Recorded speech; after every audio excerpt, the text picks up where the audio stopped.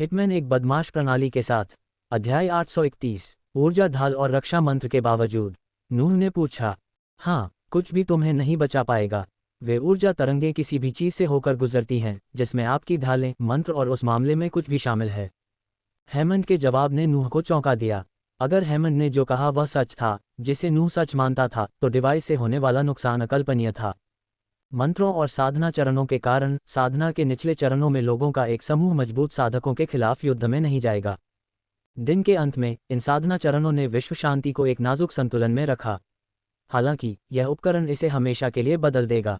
मान लीजिए कि किसी ने इस उपकरण का बड़े पैमाने पर उत्पादन किया और इसे सामान्य तलवारों और हथियारों की तरह बेचा, तो साधना चरण लोगों को मजबूत के खिलाफ युद्ध में जाने से नहीं रोकेंगे। जबकि मजबूत जवाबी कार्रवाई कर सकते थे और जब शक्तिशाली साधक लड़ते थे, तो सबसे ज्यादा नुकसान आम लोगों और दुनिया को होता था। बोनो ने 1 महीने पहले डिवाइस का निर्माण पूरा कर लिया और मुझे दूसरों को दिखाने के लिए एक प्रोटोटाइप बनाने के लिए मजबूर किया कि यह क्या कर सकता है। हेमंत ने कहा, आपका यह उपकरण कहाँ है? यह मेरा नहीं है। अब और नहीं, मेरा उपकरण लोगों को नहीं मारता। उन्होंने मुझे अपना उपकरण किसी और चीज़ में बदलने के लिए मजबूर किया। नूह, मेरा मतलब है सुप्रीम गार्डियन। एक बार जब बोने इसे सबसे ऊंची बोली लगाने वाले को बेच देते हैं, तो उन्हें इसे बड़े पैमाने पर बनाने से कोई नहीं रोक सकता। मैंने इसे आम सामग्रियों से बनाया है और गरीबों की खातिर इसे बनाना आसान है।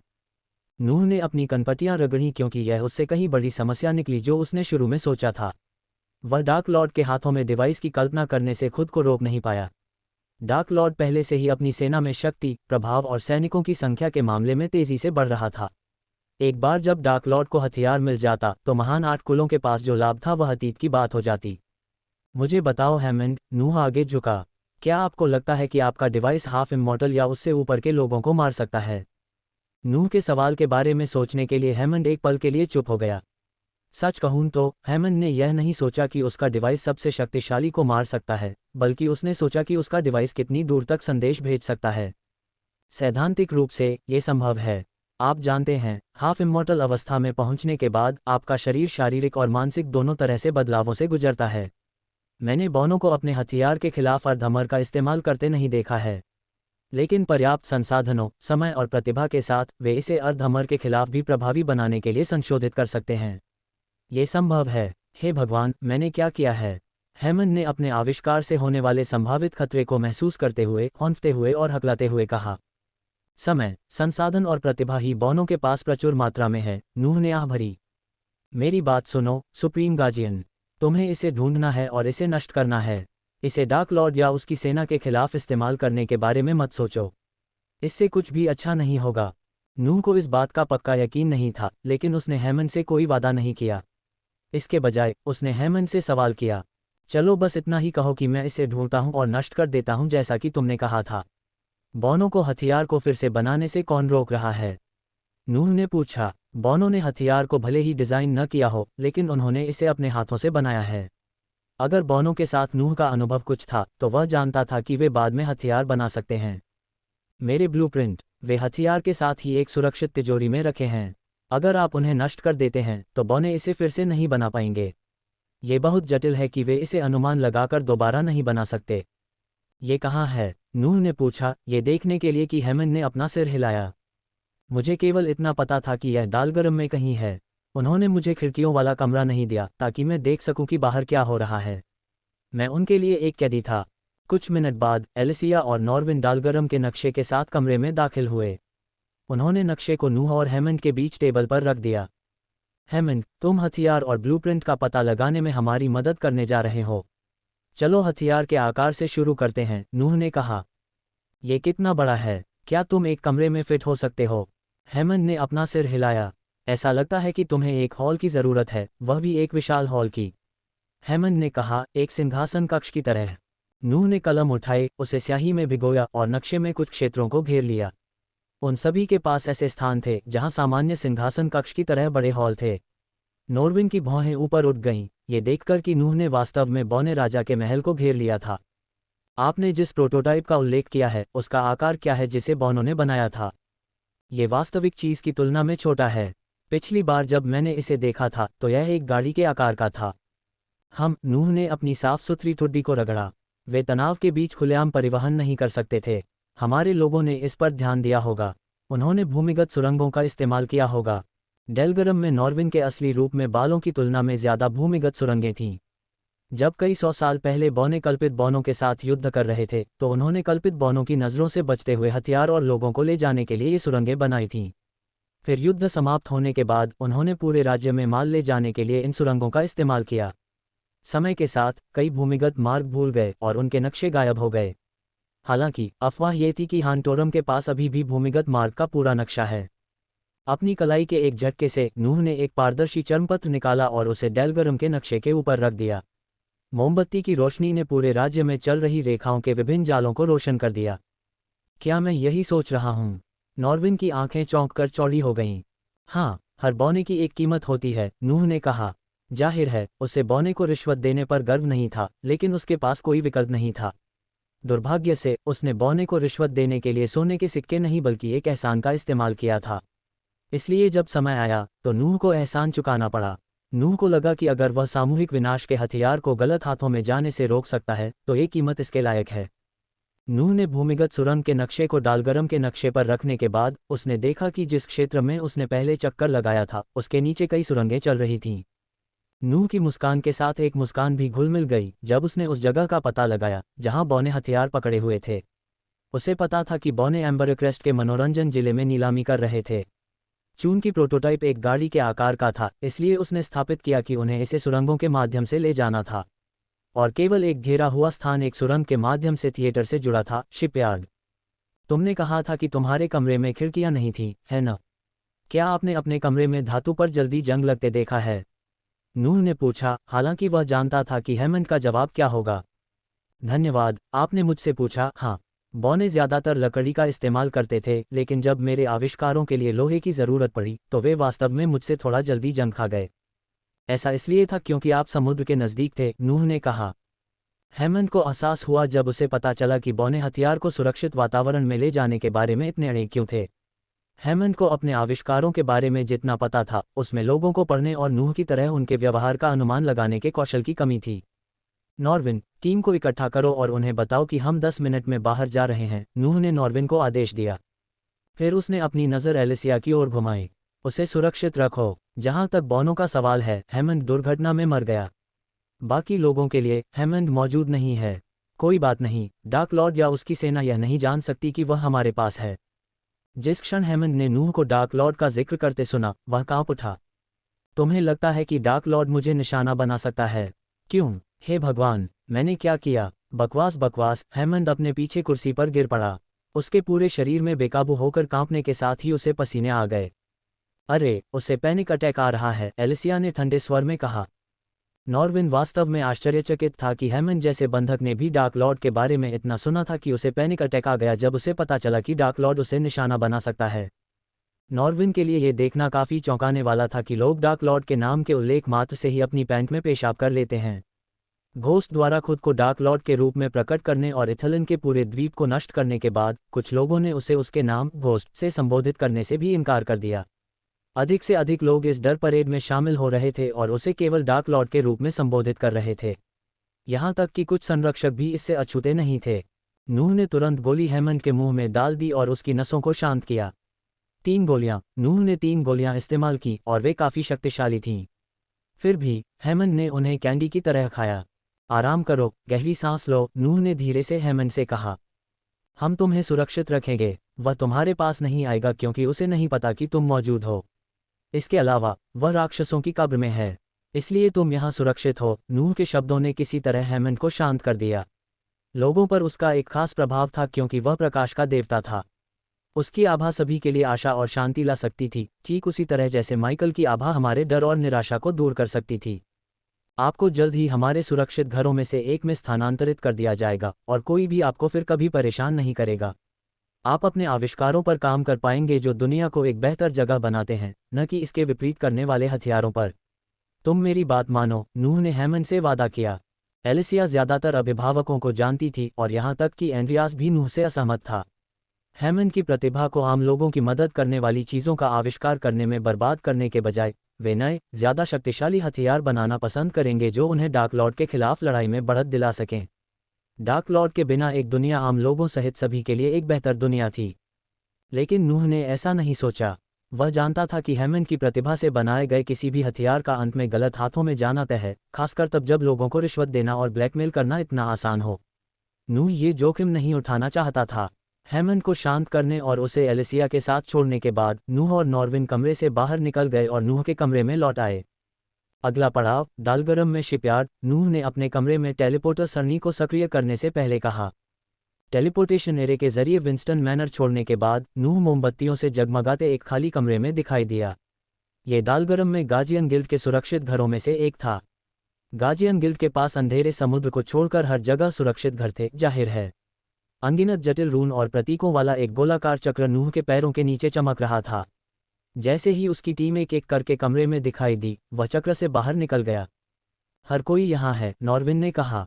वह जल्दी से अपने असली रूप में बदल गया और नूह के कंधे पर कूद गया। काले पर्दे ने सूरज की रोशनी को कमरे में प्रवेश करने से रोक दिया। नूह खिड़कियों के पास गया और कांच के माध्यम से समुद्र को देखने के लिए इसे थोड़ा हिलाया। क्रिस्टल नीला समुद्र क्षितिज में अंतहीन रूप से फैला हुआ था। जहां भी उसने देखा, बौने जटिल रूप से नियोजित सड़कों पर बिखरे हुए थे। यह जटिलता नूह के जीवन को बहुत आसान बनाने वाली थी। चूंकि अभी भी दोपहर थी, इसलिए अधिकांश बौने अपने काम पर थे और सड़कों पर आतंक नहीं मचा रहे थे। क्या योजना है, सुप्रीम गार्जियन? नीला, एक नवोदित संरक्षक, ने नूह से पूछा। वह नूह की टीम में चुने गए कुलीन लोगों में से एक थी। कमरे में 12 संरक्षक केवल नूह की सेवा करते थे और उसे जवाब देते थे। वे अल्फा संरक्षकों या गिल्ड में कई लोगों की तरह मजबूत नहीं हो सकते थे, लेकिन उनमें से प्रत्येक वफादार, अविनाशी थे और संरक्षक गिल्ड की नैतिकता को बनाए रखते थे, जैसे कि उनका जीवन उस पर निर्भर करता है। बुराई से लड़ने और भ्रष्टाचार के खिलाफ जीतने के लिए नूह को खेती की शक्ति से ज्यादा की जरूरत थी। उसे नैतिकता वाले सैनिकों की जरूरत थी। उसने उन्हें महान बुजुर्गों की अगली पीढ़ी बनाने की योजना बनाई जो एंड्रियास के साथ लड़े। बेशक, नूह के पास दुनिया भर में बिखरी चाबियों के साथ कुलीन बुजुर्ग अभिभावकों को पुनर्जीवित करने का विकल्प था। हालांकि नूह ने एंड्रियास के शब्दों की परवाह किए बिना चाबियों की खोज करने से परहेज किया, क्योंकि हाल ही में नूह और एंड्रियास के बीच सामान्य से अधिक असहमति और बहस हुई थी। नूह नहीं चाहता था कि बड़े अभिभावक एंड्रियास से जुड़ें और उसे कुछ ऐसा करने के लिए प्रेरित करें जिसके खिलाफ वह था। इसके अलावा नूह के पास किंग जीयू द्वारा बनाए गए तीरों की खोज करने के लिए मुश्किल से ही पर्याप्त समय था। माइकल के विपरीत, नूह ने अभिभावकों को भेजने के बजाय अपने हाथों से काम करना पसंद किया। कुछ भी जटिल नहीं है। शिपयार्ड पर हमला करें, बौनों द्वारा बनाए गए हथियार और ब्लूप्रिंट खोजें, उन्हें नष्ट करें और हान टोरम को पता चलने से पहले वहां से निकल जाएं। नूह ने योजना को सरल बनाया। उसकी योजना सुनकर नीला ने चांदी का हेलमेट हटा दिया और अपने चौकोर चेहरे और उग्र लाल बालों को प्रकट किया। उसकी नाक और गालों के चारों ओर झाइयां केक पर छिड़के हुए स्प्रिंकल्स की तरह फैल गईं। उन्होंने लाल बालों वाली सुंदरता में एक अतिरिक्त परत जोड़ दी। हालांकि वह सुंदरता के मामले में जानाली या एलिसिया के करीब भी नहीं थी, नीला में एक योद्धा की भावना थी जिसकी नूह प्रशंसा करता था।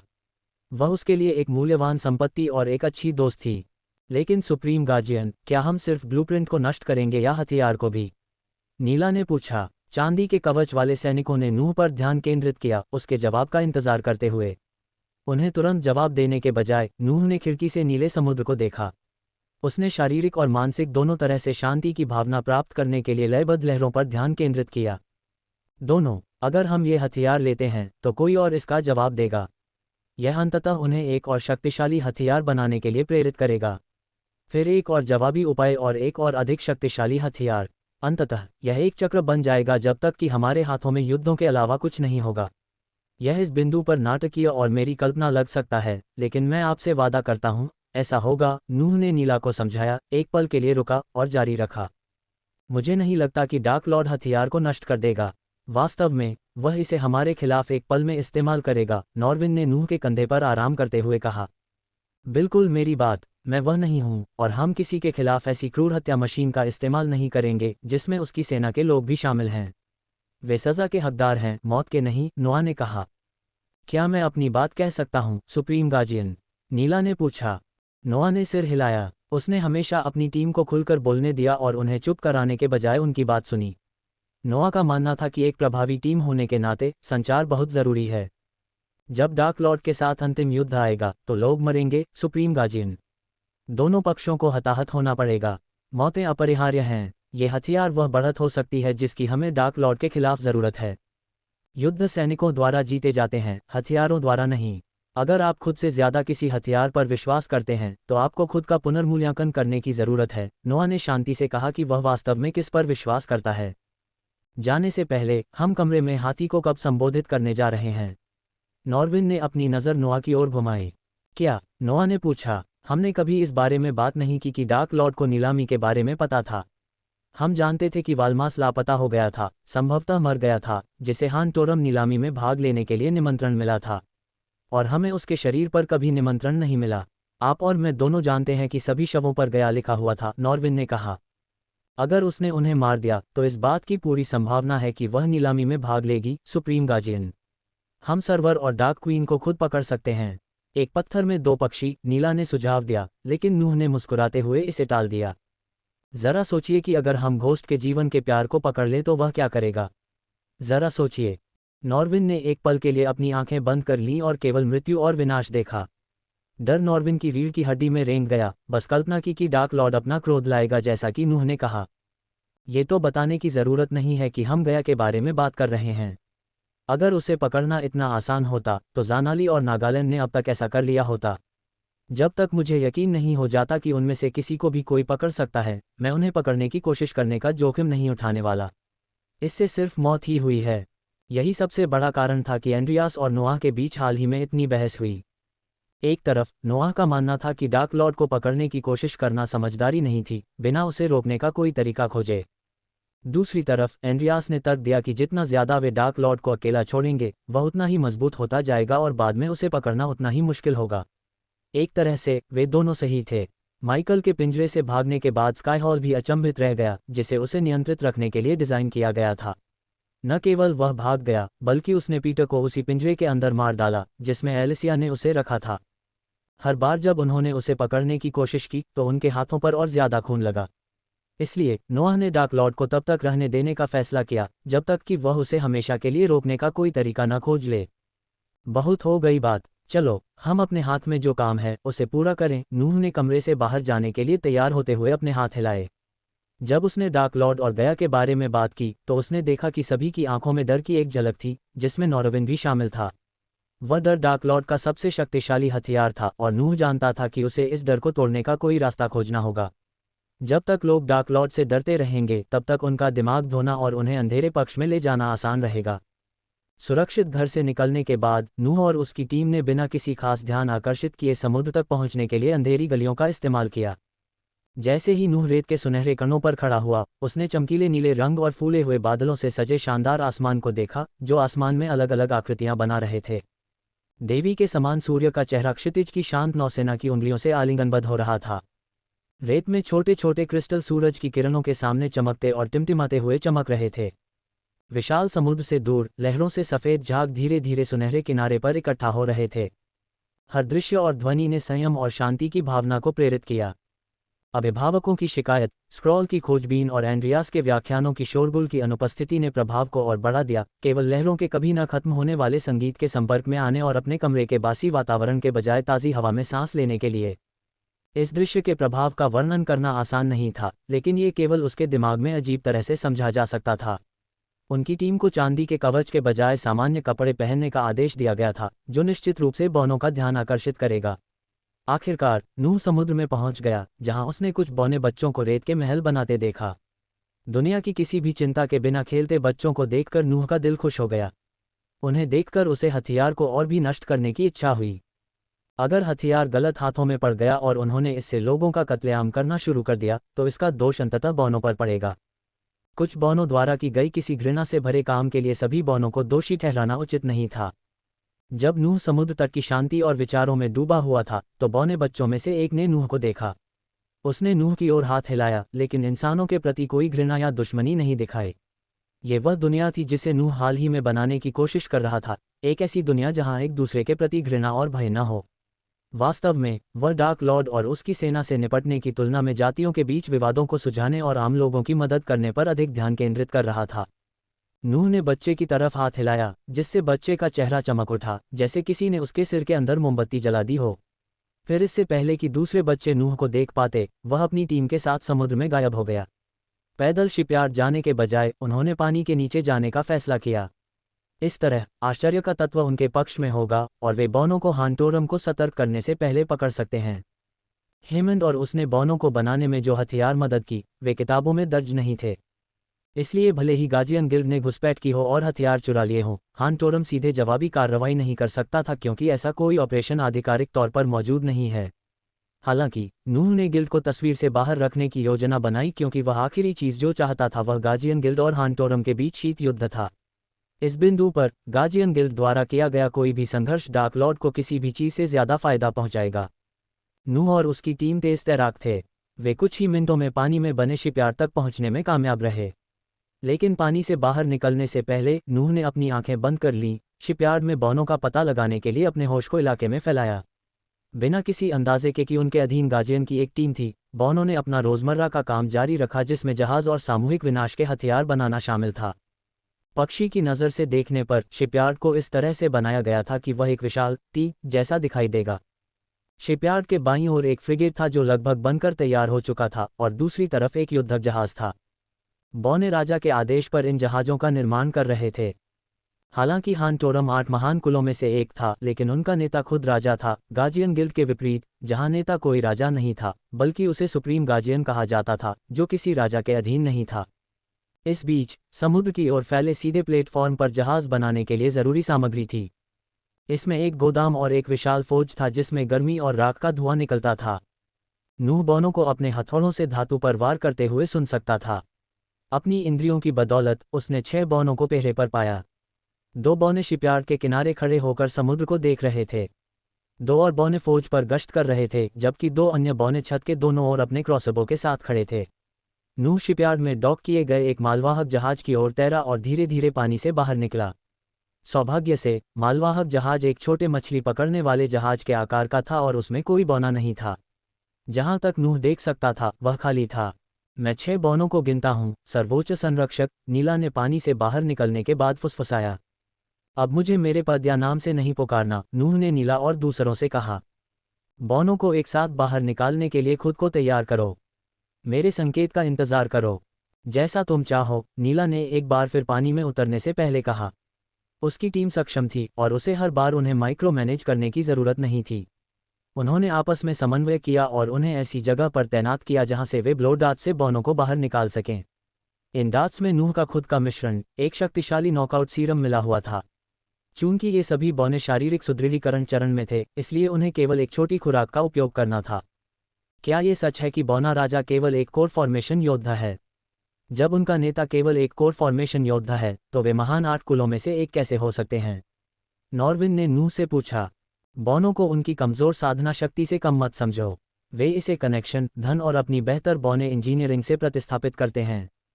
इसके अलावा क्या आपने मोगेल्स, भाड़े के सैनिकों के संघ के बारे में सुना है? वहां के बौने कमजोर नहीं हैं। वे अपनी साधना को बढ़ावा देने के लिए किसी तरह के रक्त अनुष्ठान का उपयोग करते हैं। जब टीम अपना स्थान ले रही थी, तब नूह ने नॉर्विन के साथ बौनों पर चर्चा की। जब बात अवोर में क्या हो रहा था इस बारे में आई, तो नॉर्विन को लगभग कोई जानकारी नहीं थी।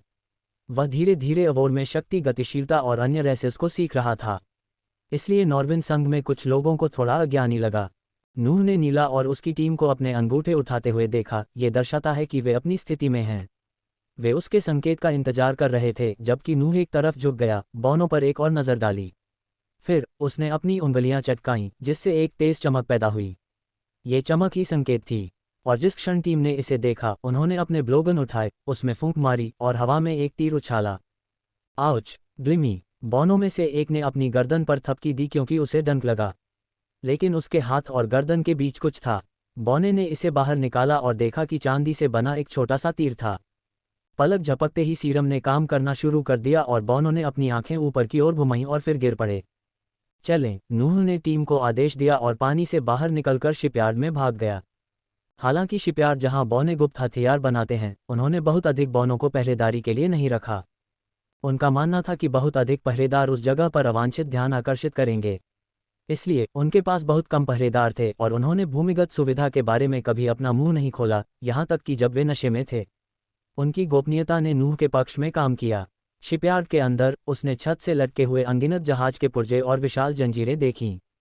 जहां भी वह मुड़ा, उसे धातु, जहाज के पुर्जे, लकड़ी और खाली मग के अलावा कुछ नहीं दिखाई दिया। नॉरविन ऊपर एक जंजीर पर कूद गया और भूमिगत मार्ग का पता लगाने के लिए शिपयार्ड के चारों ओर देखा। बौने नशे में और गुस्से में हो सकते हैं, लेकिन हथियार को साफ साफ देखने के लिए इतने मूर्ख नहीं थे। नॉरविन की आंखें माणिक की तरह चमक रही थीं क्योंकि उसने शिपयार्ड के माध्यम से देखने के लिए जादुई धारणा का उपयोग किया था।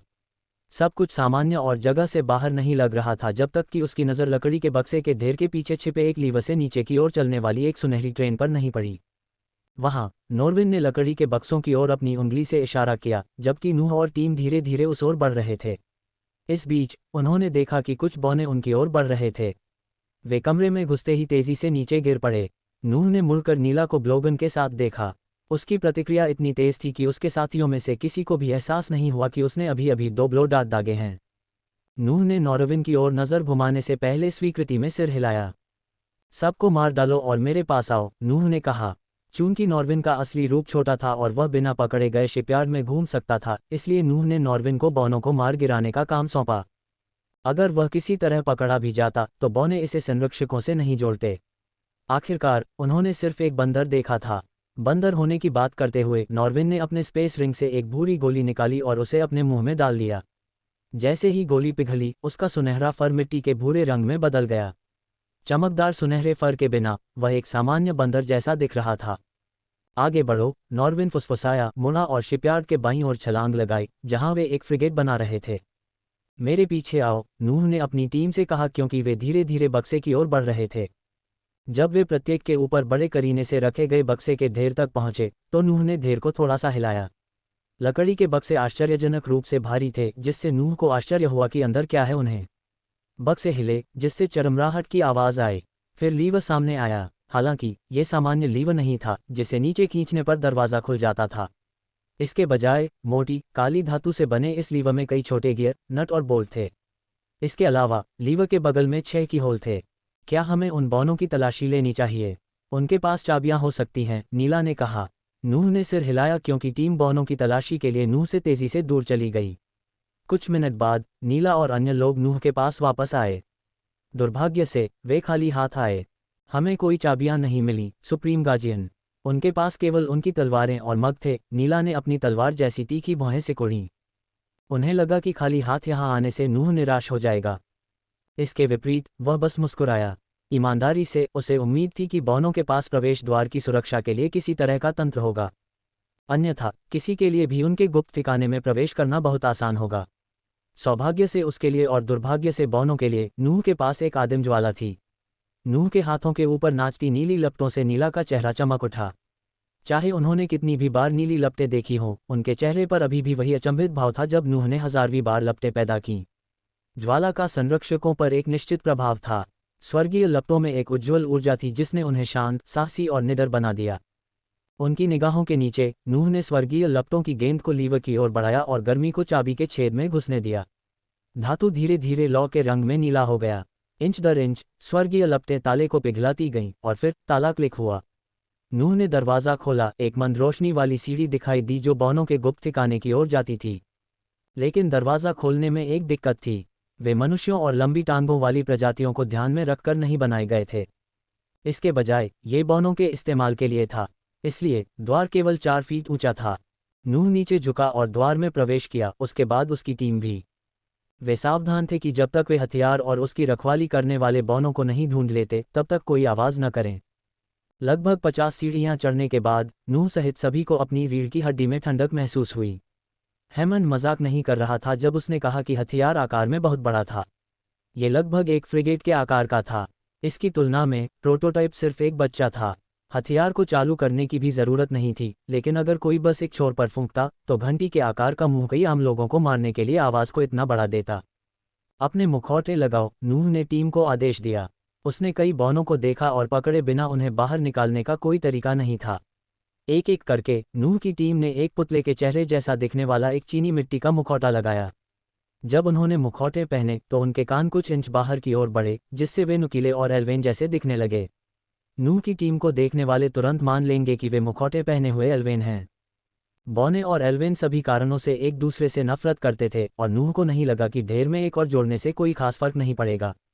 शुरू में उन्होंने खुद को डार्क लॉर्ड की सेना के रूप में चित्रित करने के लिए काले खोपड़ी वाले मुखौटे का उपयोग करने पर विचार किया, लेकिन बोनो के स्वभाव के बारे में सोचने के बाद उसने तुरंत अपने दिमाग से यह विचार निकाल दिया, क्योंकि अगर बॉने डार्क लॉर्ड के खिलाफ गए तो वह उन्हें मार देगा और वह बिना किसी दया के उनके पूरे कबीले को जमीन पर गिरा देगा। नूह धीरे धीरे आगे बढ़ा, अपनी बाहों और गर्दन को फैलाते हुए। तुम जो कर रहे हो बंद करो या गंदे जानवरों, नूह की गरजती हुई आवाज़ पूरे यार्ड में गूंज उठी। वह इस बात में काफ़ी माहिर था कि इस तरह की स्थिति में बौने किस तरह से बौनों से बात करते हैं। अचानक आवाज़ सुनकर बौने लगभग अपने पैरों से उछल पड़े। वे तुरंत हथियार से नीचे कूद गए, कोनों से बाहर भागे और अपने युद्ध कुल्हाड़ियों को हाथ में लेकर जंजीरों के माध्यम से नीचे उतरे। खूनी कल्पित बौने चौंकने से ज्यादा क्रोधित थे। नुकीले कानों को देखकर ही उनका खून खौल उठा। बौनों को उनके बीच खेती के बीच बहुत बड़ा अंतर भी बुरा नहीं लगा। यही कारण था कि जब लड़ाई की बात आती थी तो बौनों को अक्सर गर्म खून वाला और सीमा रेखा पर बेवकूफ़ कहा जाता था।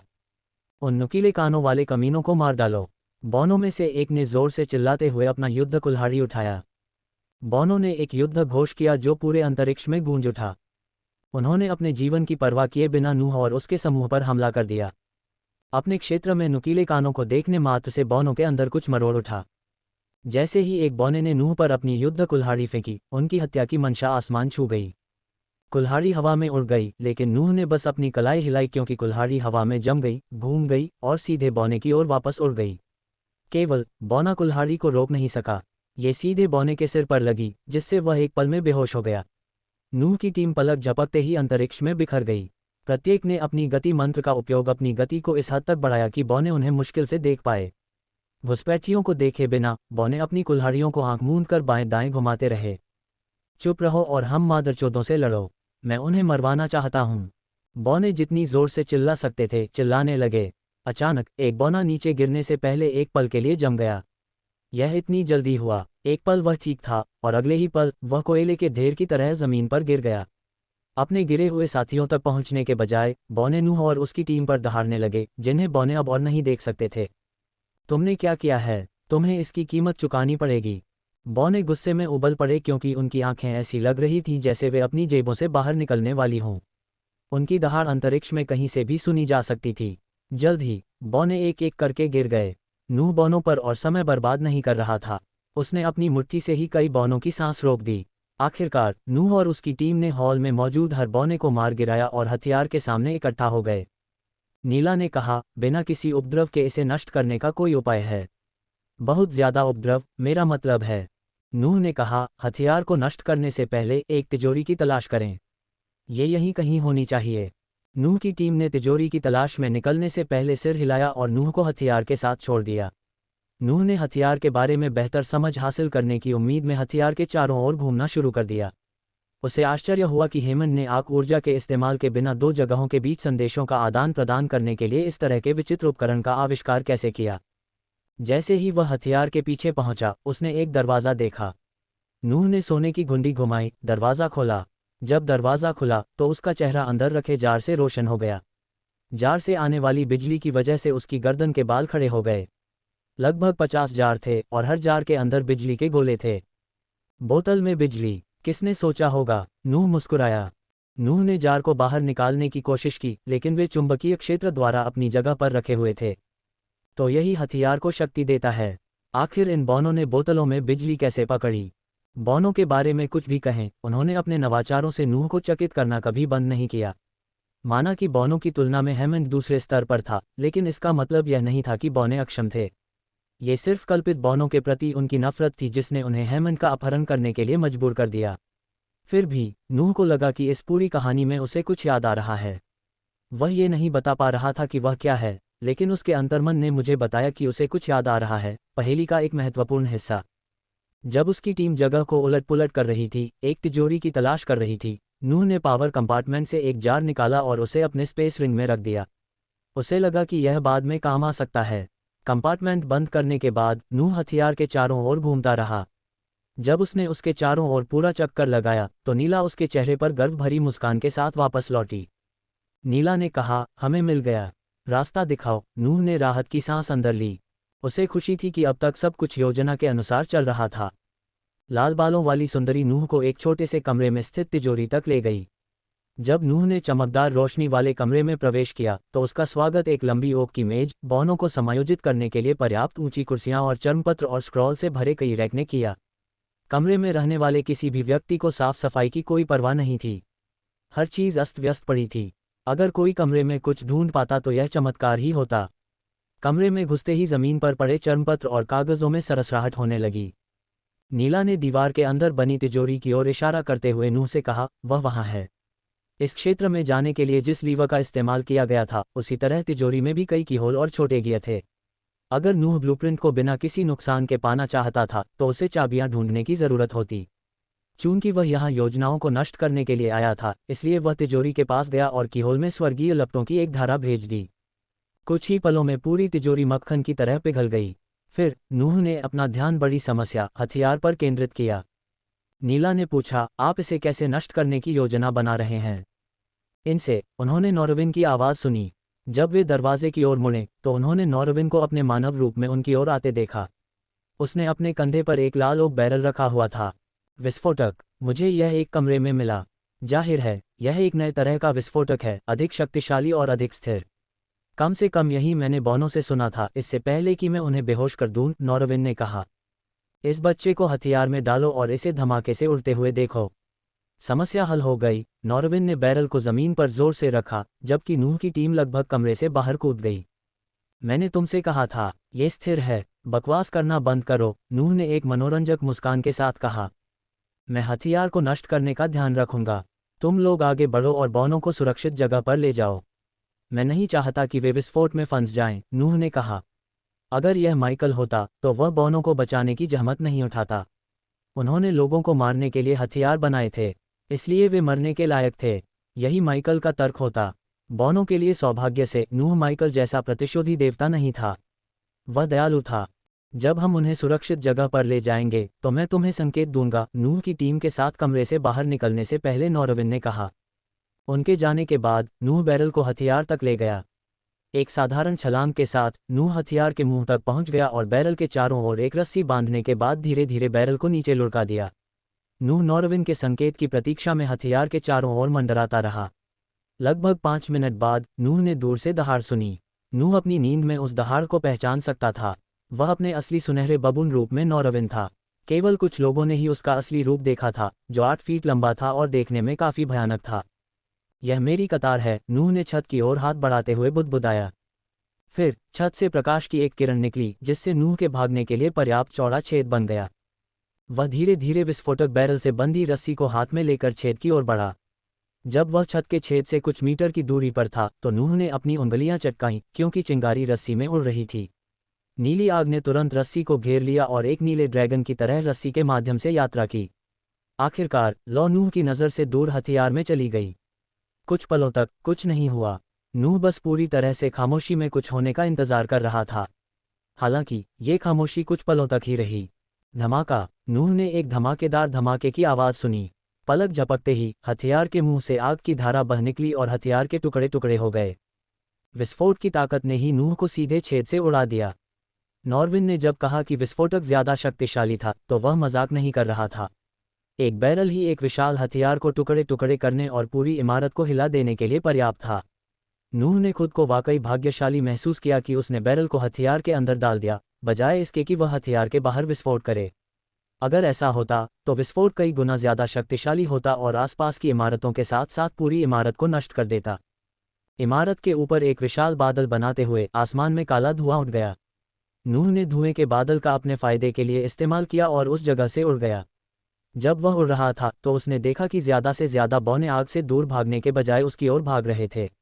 उसे बौनों पर तरस आया, लेकिन सौभाग्य से नूह ने विस्फोट करने से पहले इमारत को खाली कर दिया।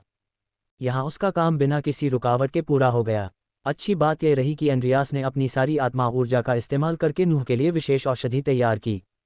अन्यथा वे इस बात पर बहुत बहस करते कि हथियार को नष्ट किया जाए या नहीं। जब तक हान टोरम के उच्च अधिकारी शिपयार्ड में आए तब तक नूह और उसकी टीम बहुत पहले ही जा चुकी थी। उन्होंने जितने भी बौनों को खदेड़ा वे सभी एक समूह कल्पित बौनों की ओर इशारा कर रहे थे। नतीजतन महारानी ने अपने मंत्रियों के साथ लंबी चर्चा की और डार्क लॉर्ड के अलावा किसी और के साथ एक और गुप्त बैठक की योजना बनाई। नूह द्वारा हथियार और प्रोटोटाइप को नष्ट करने के कुछ दिनों बाद जैसे ही शाम ढली, हवा में ताजगी और सुकून आया, खुशी से चिंतन करने का समय आ गया। आइस फेयर का चमकीला शहर आड़ू के आसमान से मिला। शाम शानदार अंदाज में आई, जिसमें शांत हवा की तरह सभी तरह की खुशियां थीं। नीला अपने दोस्त और साथी टीम के साथी अल्वारो टोरेस से मिलने जा रही थी। वह आइस फेयर में अकेला रहता था और नूह की टीम में शामिल होने के लिए कड़ी मेहनत करता था। कोबलस्टोन फुटपाथ पर हर तरह के लोग भरे पड़े थे। ये कहना गलत नहीं होगा कि आइस फेयर किंगडम केथन का केंद्र था। लोग अपने समय का आनंद लेने और दुर्लभ चीजें खरीदने के लिए हर जगह से आइस फेयर में आते थे। कोई ये तर्क दे सकता है कि पेन टाउन के बाद आइस फेयर दूसरी सबसे सुरक्षित जगह थी, जहां सुप्रीम गार्जियन रहता था। नीला ने सफ़ेद लबादा पहना था और अपना चेहरा ढकने के लिए हुड पहना था। कुछ अनियंत्रित गुंडे लड़ रहे थे और जमीन पर लौट रहे थे। नीला एक गाड़ी के चारों ओर घूमी, जो मुश्किल से 2 गुंडों से बचकर निकल गई। वह संभावित लक्ष्यों के बारे में जानकारी एकत्र करने के बारे में बात करने के लिए अल्वारो टोरेस के पास जा रही थी, जो शायद डार्क लॉर्ड की मदद कर रहे हों। नूह की टीम में सभी को अपने खाली समय में डार्क लॉर्ड के अधीनस्थों के बारे में जानकारी का पीछा करने का आदेश दिया गया था। हालांकि उन्हें नूह की अनुमति के बिना उनके पीछे जाने के सख्त आदेश दिए गए थे। नीला एक महत्वाकांक्षी लड़की थी, इसलिए उसने डार्क लॉर्ड के सूचना एकत्र करने वाले प्रमुख को अपना लक्ष्य चुना।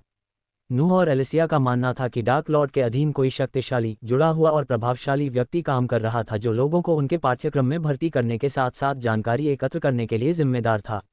नीला के पास कुछ मजबूत संदिग्ध थे, जिनमें सिल्वर मून की प्रतिभाशाली सैडी का प्लान भी शामिल थी। दुर्भाग्य से नीला की सूची में सभी के पास प्रमुख कुलों या संगठनों में उच्च पद थे। बिना किसी सबूत के उनसे पूछताछ करना उसके अपने करियर को खत्म करने के बराबर था। यहीं से अल्वारो टोरेस की तस्वीर सामने आई। अल्वारो टोरेस की चाची सिल्वर मून में एक बुजुर्ग थी और नीला को उम्मीद थी कि वह अपनी सूची में सबसे संदिग्ध व्यक्ति सैडी का प्लान से मिलने के लिए उसकी चाची का इस्तेमाल करेगी। संदिग्धों में से सैडी का प्लान का घोस्ट के साथ सबसे करीबी रिश्ता था और वह सबसे संभावित उम्मीदवार थी जिसका उसके द्वारा ब्रेन वॉश किया गया होगा। भीड़ के बीच से अपना रास्ता बनाते हुए वह आखिरकार शहर के किनारे पर पहुंची, जहां रईस लोग रहते थे।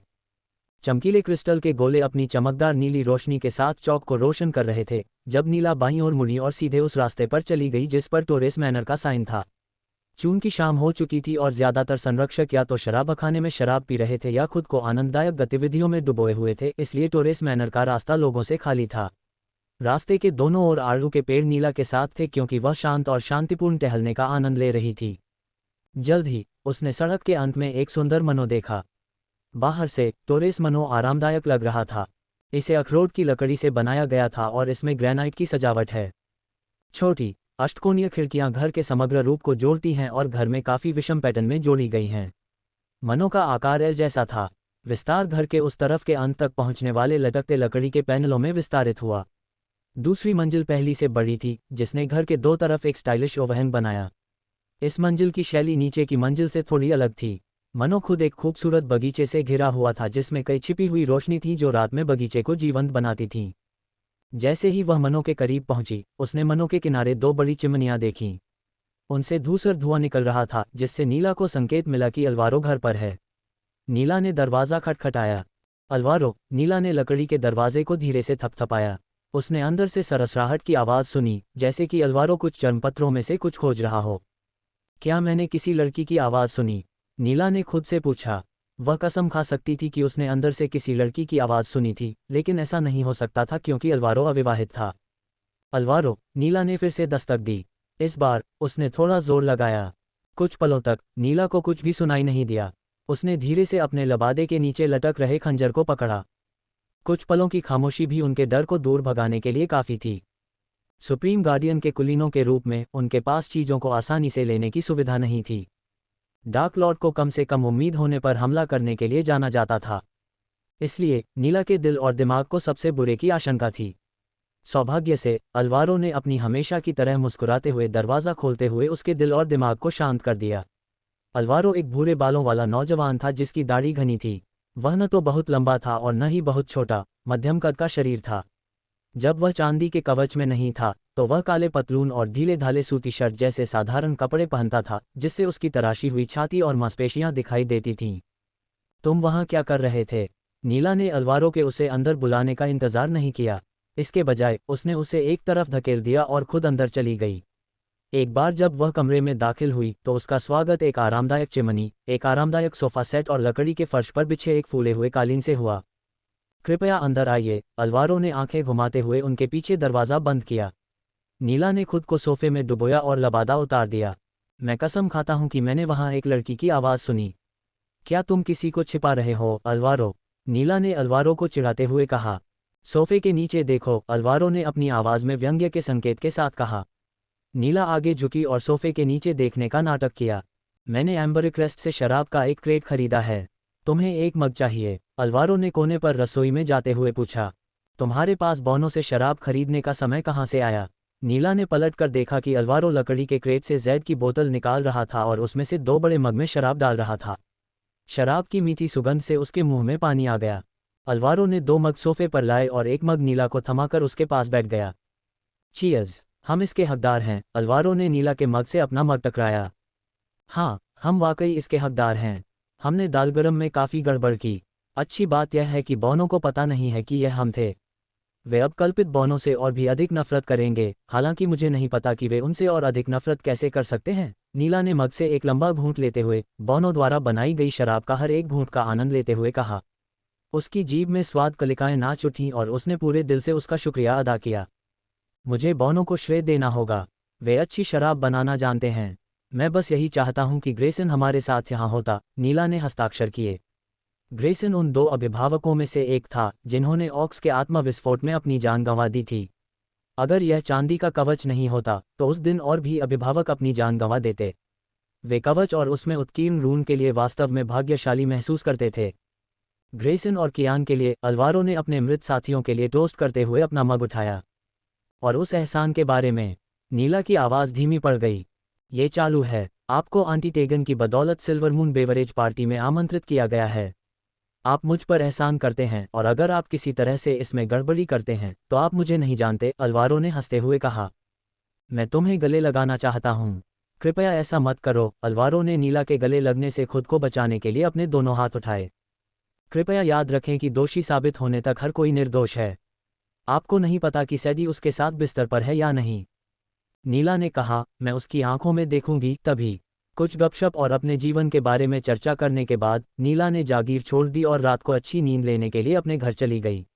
नूह की नई नीति थी कि खुद को खेती बाड़ी में ज्यादा व्यस्त रखने के बजाय पर्याप्त आराम और नींद लें।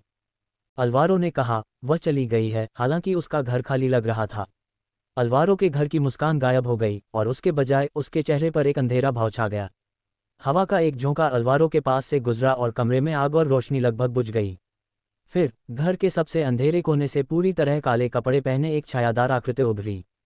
क्या वह कोई समस्या बनने वाली है? काली आकृति ने एक मोटी दूसरी दुनिया जैसी आवाज में अल्वारो से पूछा। अल्वारो को अपनी रीढ़ की हड्डी में रेंगते डर को छिपाने में मुश्किल हो रही थी। उसने मुंह में लार भर ली और अपनी नज़र काली आकृति की ओर मोड़ने में कामयाब रहा। नहीं, वह बस कुछ सुरागों का पीछा कर रही है। अच्छा, क्योंकि अगर वह कोई समस्या है तो सबसे अच्छी स्थिति में आपको नूह विंस्टन से सुनने को मिलेगा। डार्क फिगर ने एक पल के लिए विराम लिया, जिससे अल्वारो के दिमाग में चुप्पी बैठ गई। सबसे बुरी स्थिति में आपको डार्क क्वीन से मुलाकात होगी, डार्क फिगर ने कहा। अपने सिर को ढंके हुए डार्क हुड की वजह से अल्वारो फिगर की विशेषताओं को नहीं पहचान सका। डार्क लॉर्ड की सेवा करना एक फलदायी प्रयास हो सकता है।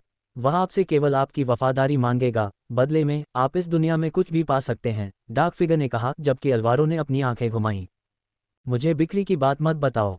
तुम यहाँ जो कर रहे हो वह ब्लैकमेलिंग है। तुम यहाँ हो और मैं नूह के घर पर नहीं हूँ। इसका एकमात्र कारण यह है कि मेरे पास कोई विकल्प नहीं है, अल्वारो ने गुर्राते हुए कहा। अल्वारो को आश्चर्य हुआ। डार्क फिगर ने हंसते हुए कहा, बेशक आपके पास एक विकल्प है। आप सुप्रीम गार्जियन को बता सकते हैं कि आपने एक असहाय महिला के साथ तब मौज मस्ती की जब आपको ऐसा नहीं करना चाहिए था। आप उसे बता सकते हैं कि आपकी वासना ने आपके निर्णय को दबा दिया। मैंने सुना है कि आपका सुप्रीम गार्जियन एक दयालु व्यक्ति है। बलात्कार की सज़ा क्या है? बधियाकरण और आजीवन कारावास। आप माफ़ी मांग सकते हैं।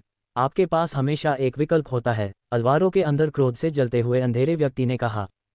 हम संपर्क में रहेंगे, अंधेरे व्यक्ति ने अल्वारो के क्रोध की परवाह किए बिना कहा। जब वह अपने कंधे के ऊपर से अल्वारो को देखने लगा तो वह व्यक्ति जाने के लिए मुड़ा। हमारी नज़रें हर जगह हैं, अल्वारो। इसे अपने दिमाग में लिख लो। मुझे लगता है कि हम दोनों इस बात पर सहमत हैं कि तुम डार्क क्वीन से नहीं मिलना चाहते। तुम जल्द ही मुझसे सुनोगे, उसने कहा। डार्क फिगर कमरे से गायब हो गई। अंधेरे फिगर के चले जाने के बाद अल्वारो को लगा कि उसके चेहरे पर पसीने की बूंदें टपक रही हैं। उसने जो पाप छाया में किया था वह उसे वापस परेशान करने लगा। उसने सोचा कि वह पाप से बच गया है, लेकिन अब उसे गार्जियन गिल्ड में डार्क लॉर्ड का अंदरूनी आदमी बनने के लिए मजबूर होना पड़ा। वर्तमान दिन, माइकल सोने के सिक्कों की समस्या को ठीक करने के लिए आवश्यक सभी चीज़ों को इकट्ठा करने के लिए जा रहा था। टेस्किन और थिल्वे माइकल के साथ थे क्योंकि वेडोरा ने जनजाति के साथ रहने का फैसला किया क्योंकि उन्हें पसंद था कि लकड़ी के कल्पित बौने उनके साथ कैसा व्यवहार करते हैं। लगभग सभी पेड़ों में सामान्य हरे पत्तों के बजाय चमकदार नीले पत्ते थे।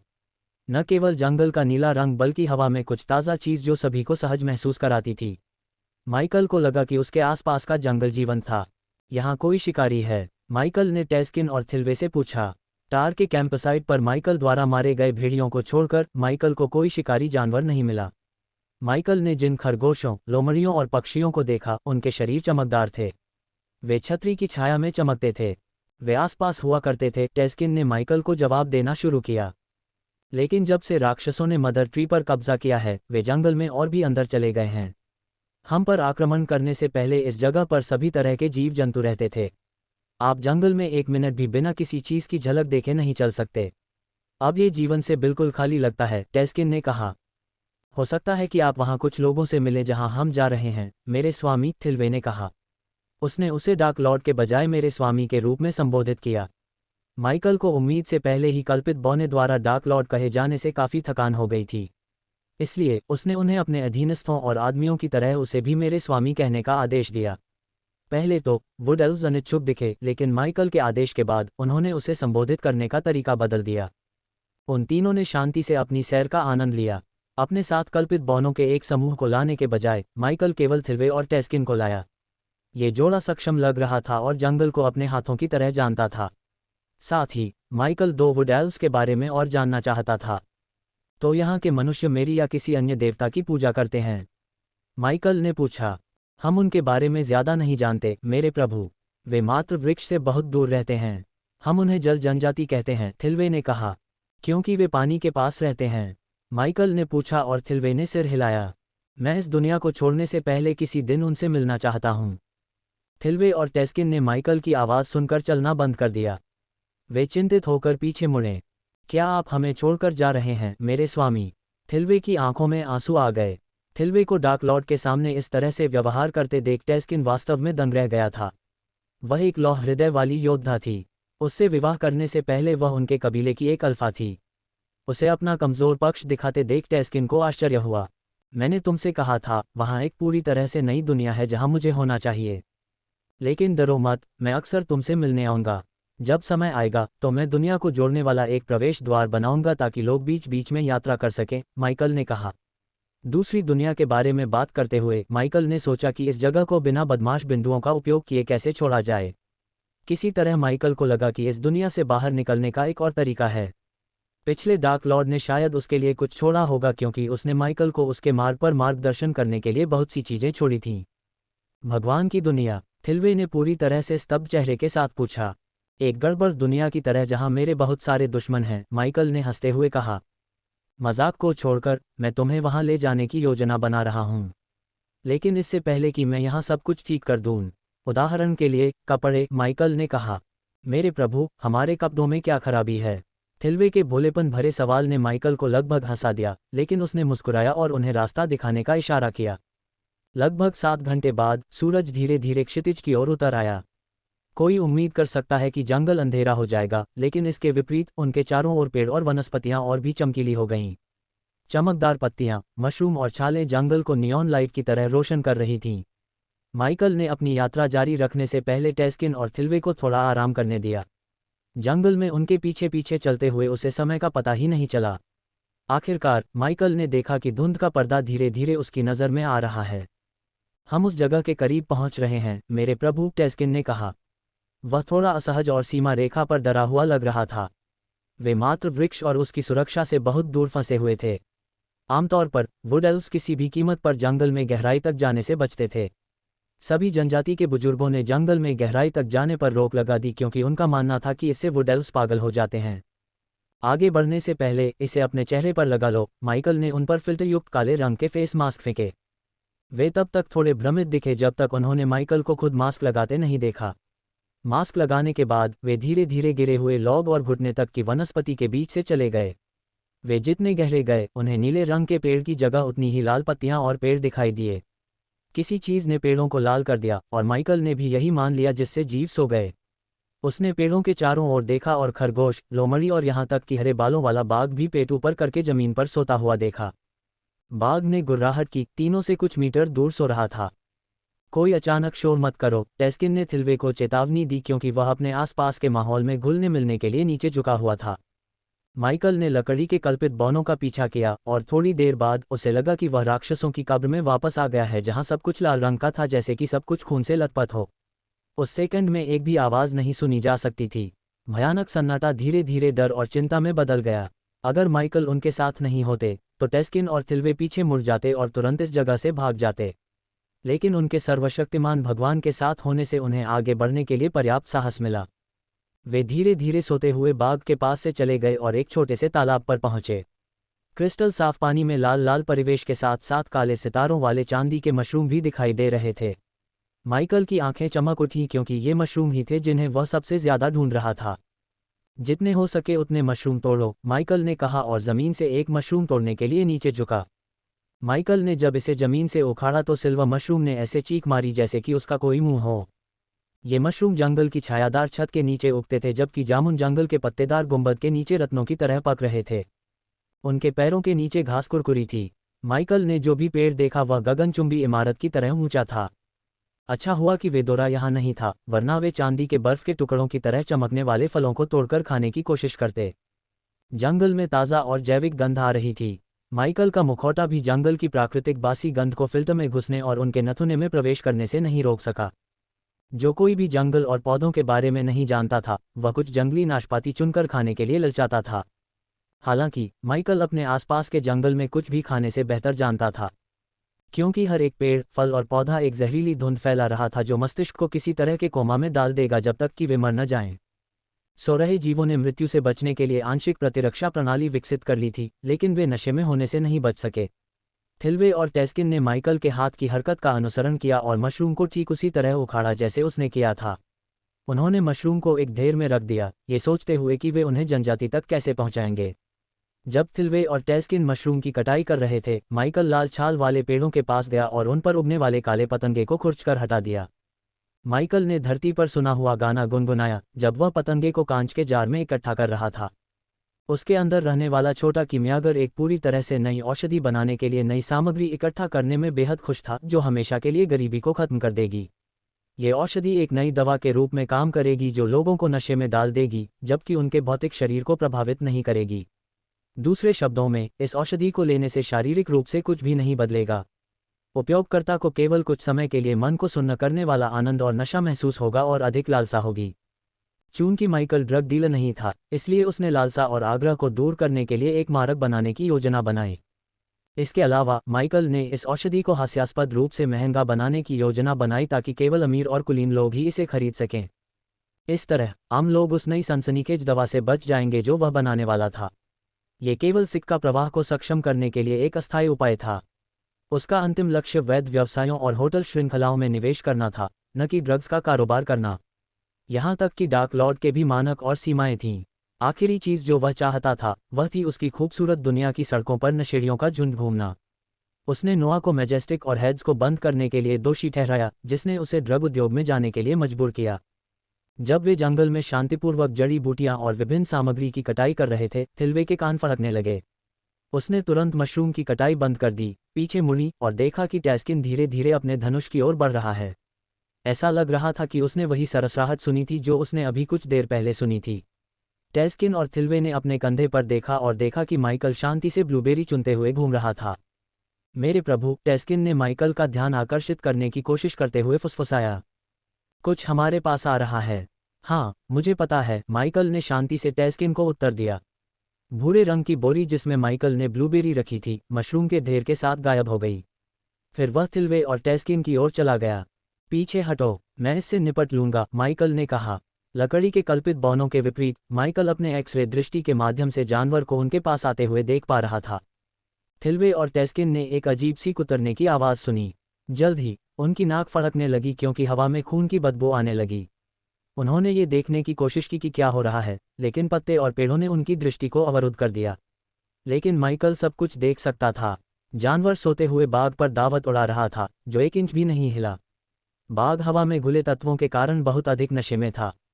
माइकल ने जानवर के दावत खत्म करने और उनके पास आने का इंतजार किया। उसने धीरे से अपनी पीठ पर म्यान से अपनी काली तलवार निकाली। किसी तरह जानवर हवा से प्रतिरक्षित था, बाघ और अन्य प्राणियों के विपरीत। थिल्वे और टेस्किन को हर पल अनंत काल जैसा लग रहा था। वे अपने दिल की धड़कनों को धीरे धीरे बढ़ते हुए सुन सकते थे। उनकी आंखें उनके सामने के जंगल पर टिकी हुई थीं। जल्द ही जानवर धीरे धीरे पेड़ों की आड़ से बाहर निकला और उन्हें अपने शरीर को देखने का मौका दिया।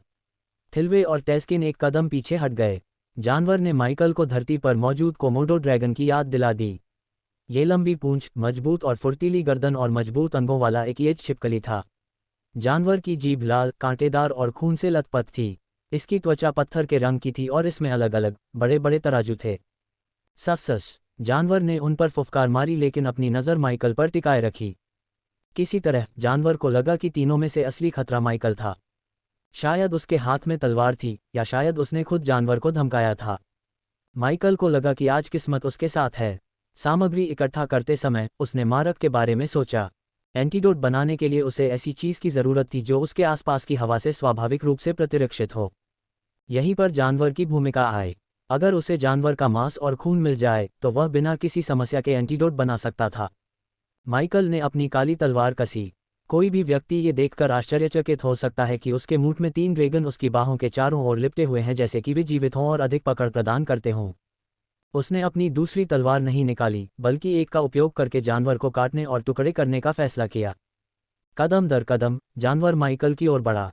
थिल्वे और टेस्किन धीरे धीरे पीछे की ओर चले, जबकि उनका ध्यान जानवर पर बना हुआ था। हालांकि जानवर ने केवल माइकल पर ध्यान केंद्रित किया। जब जानवर माइकल से कुछ ही मीटर दूर था तो उसने सरपट दौड़ना शुरू कर दिया, जिससे उसकी गति काफी बढ़ गई। अचानक जानवर ने अपने पैरों को जमीन में दबाया और अपना मुंह खोलकर माइकल पर झपट्टा मारा। बेचारे जानवर को पता नहीं था कि माइकल कितनी तेजी से आगे बढ़ सकता है। उसने बस अपने शरीर को एक तरफ झुकाया और अपनी तलवार को एक तरफ झुकाकर आगे की ओर दौड़ा। थिल्वे और टेस्किन को लगा कि हवा का झोंका उनके पास से गुजरा और एक जानवर 2 हो गया। माइकल की तलवार ने जानवर के शरीर को ऐसे चीर दिया जैसे मक्खन में गर्म चाकू घुस गया हो। जानवर के 2 हिस्से जमीन पर एक भयानक धमाके के साथ गिरे। माइकल, थिल्वे और टेस्किन सहित हर जगह खून फैल गया। माइकल ने अपनी तलवार वापस म्यान में रखी और घूम गया।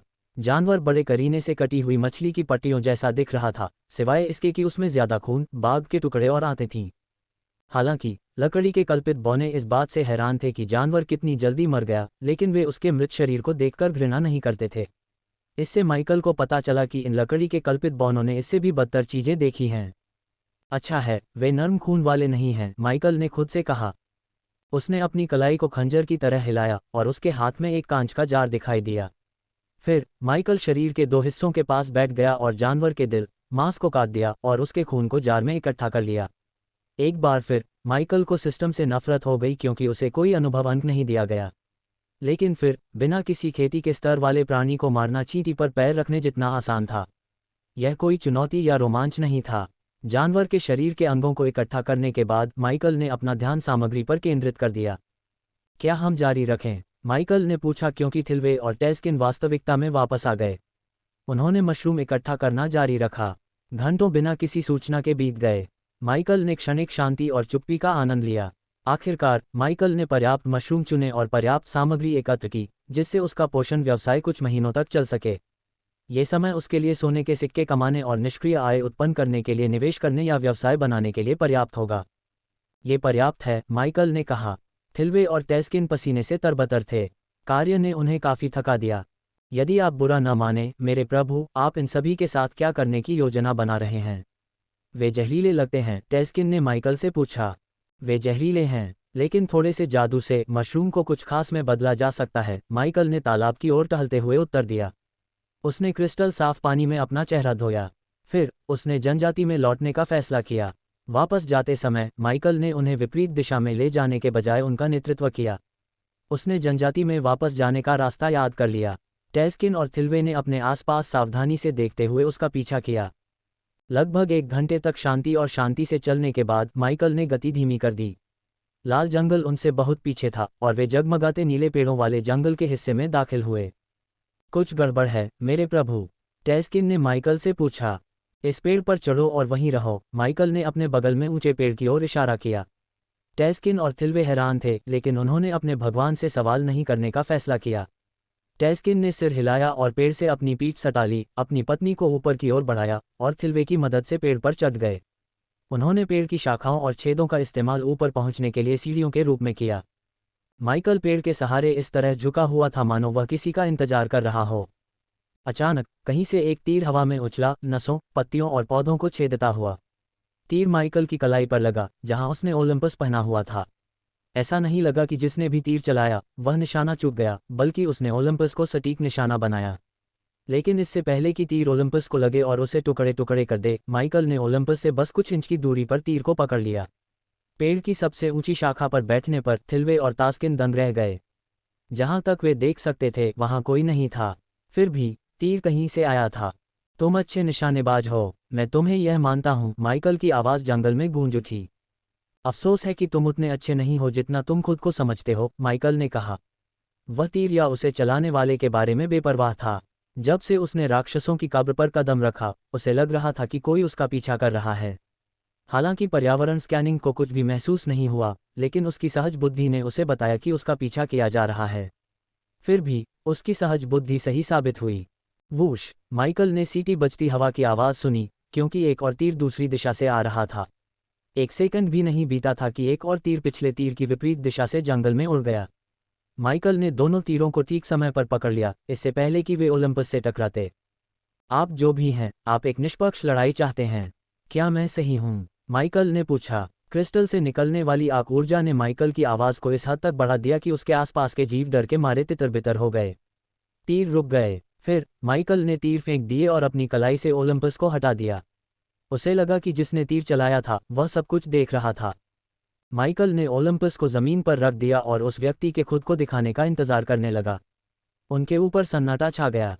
कुछ सेकंड बाद माइकल के आसपास की वनस्पति में सरसराहट हुई।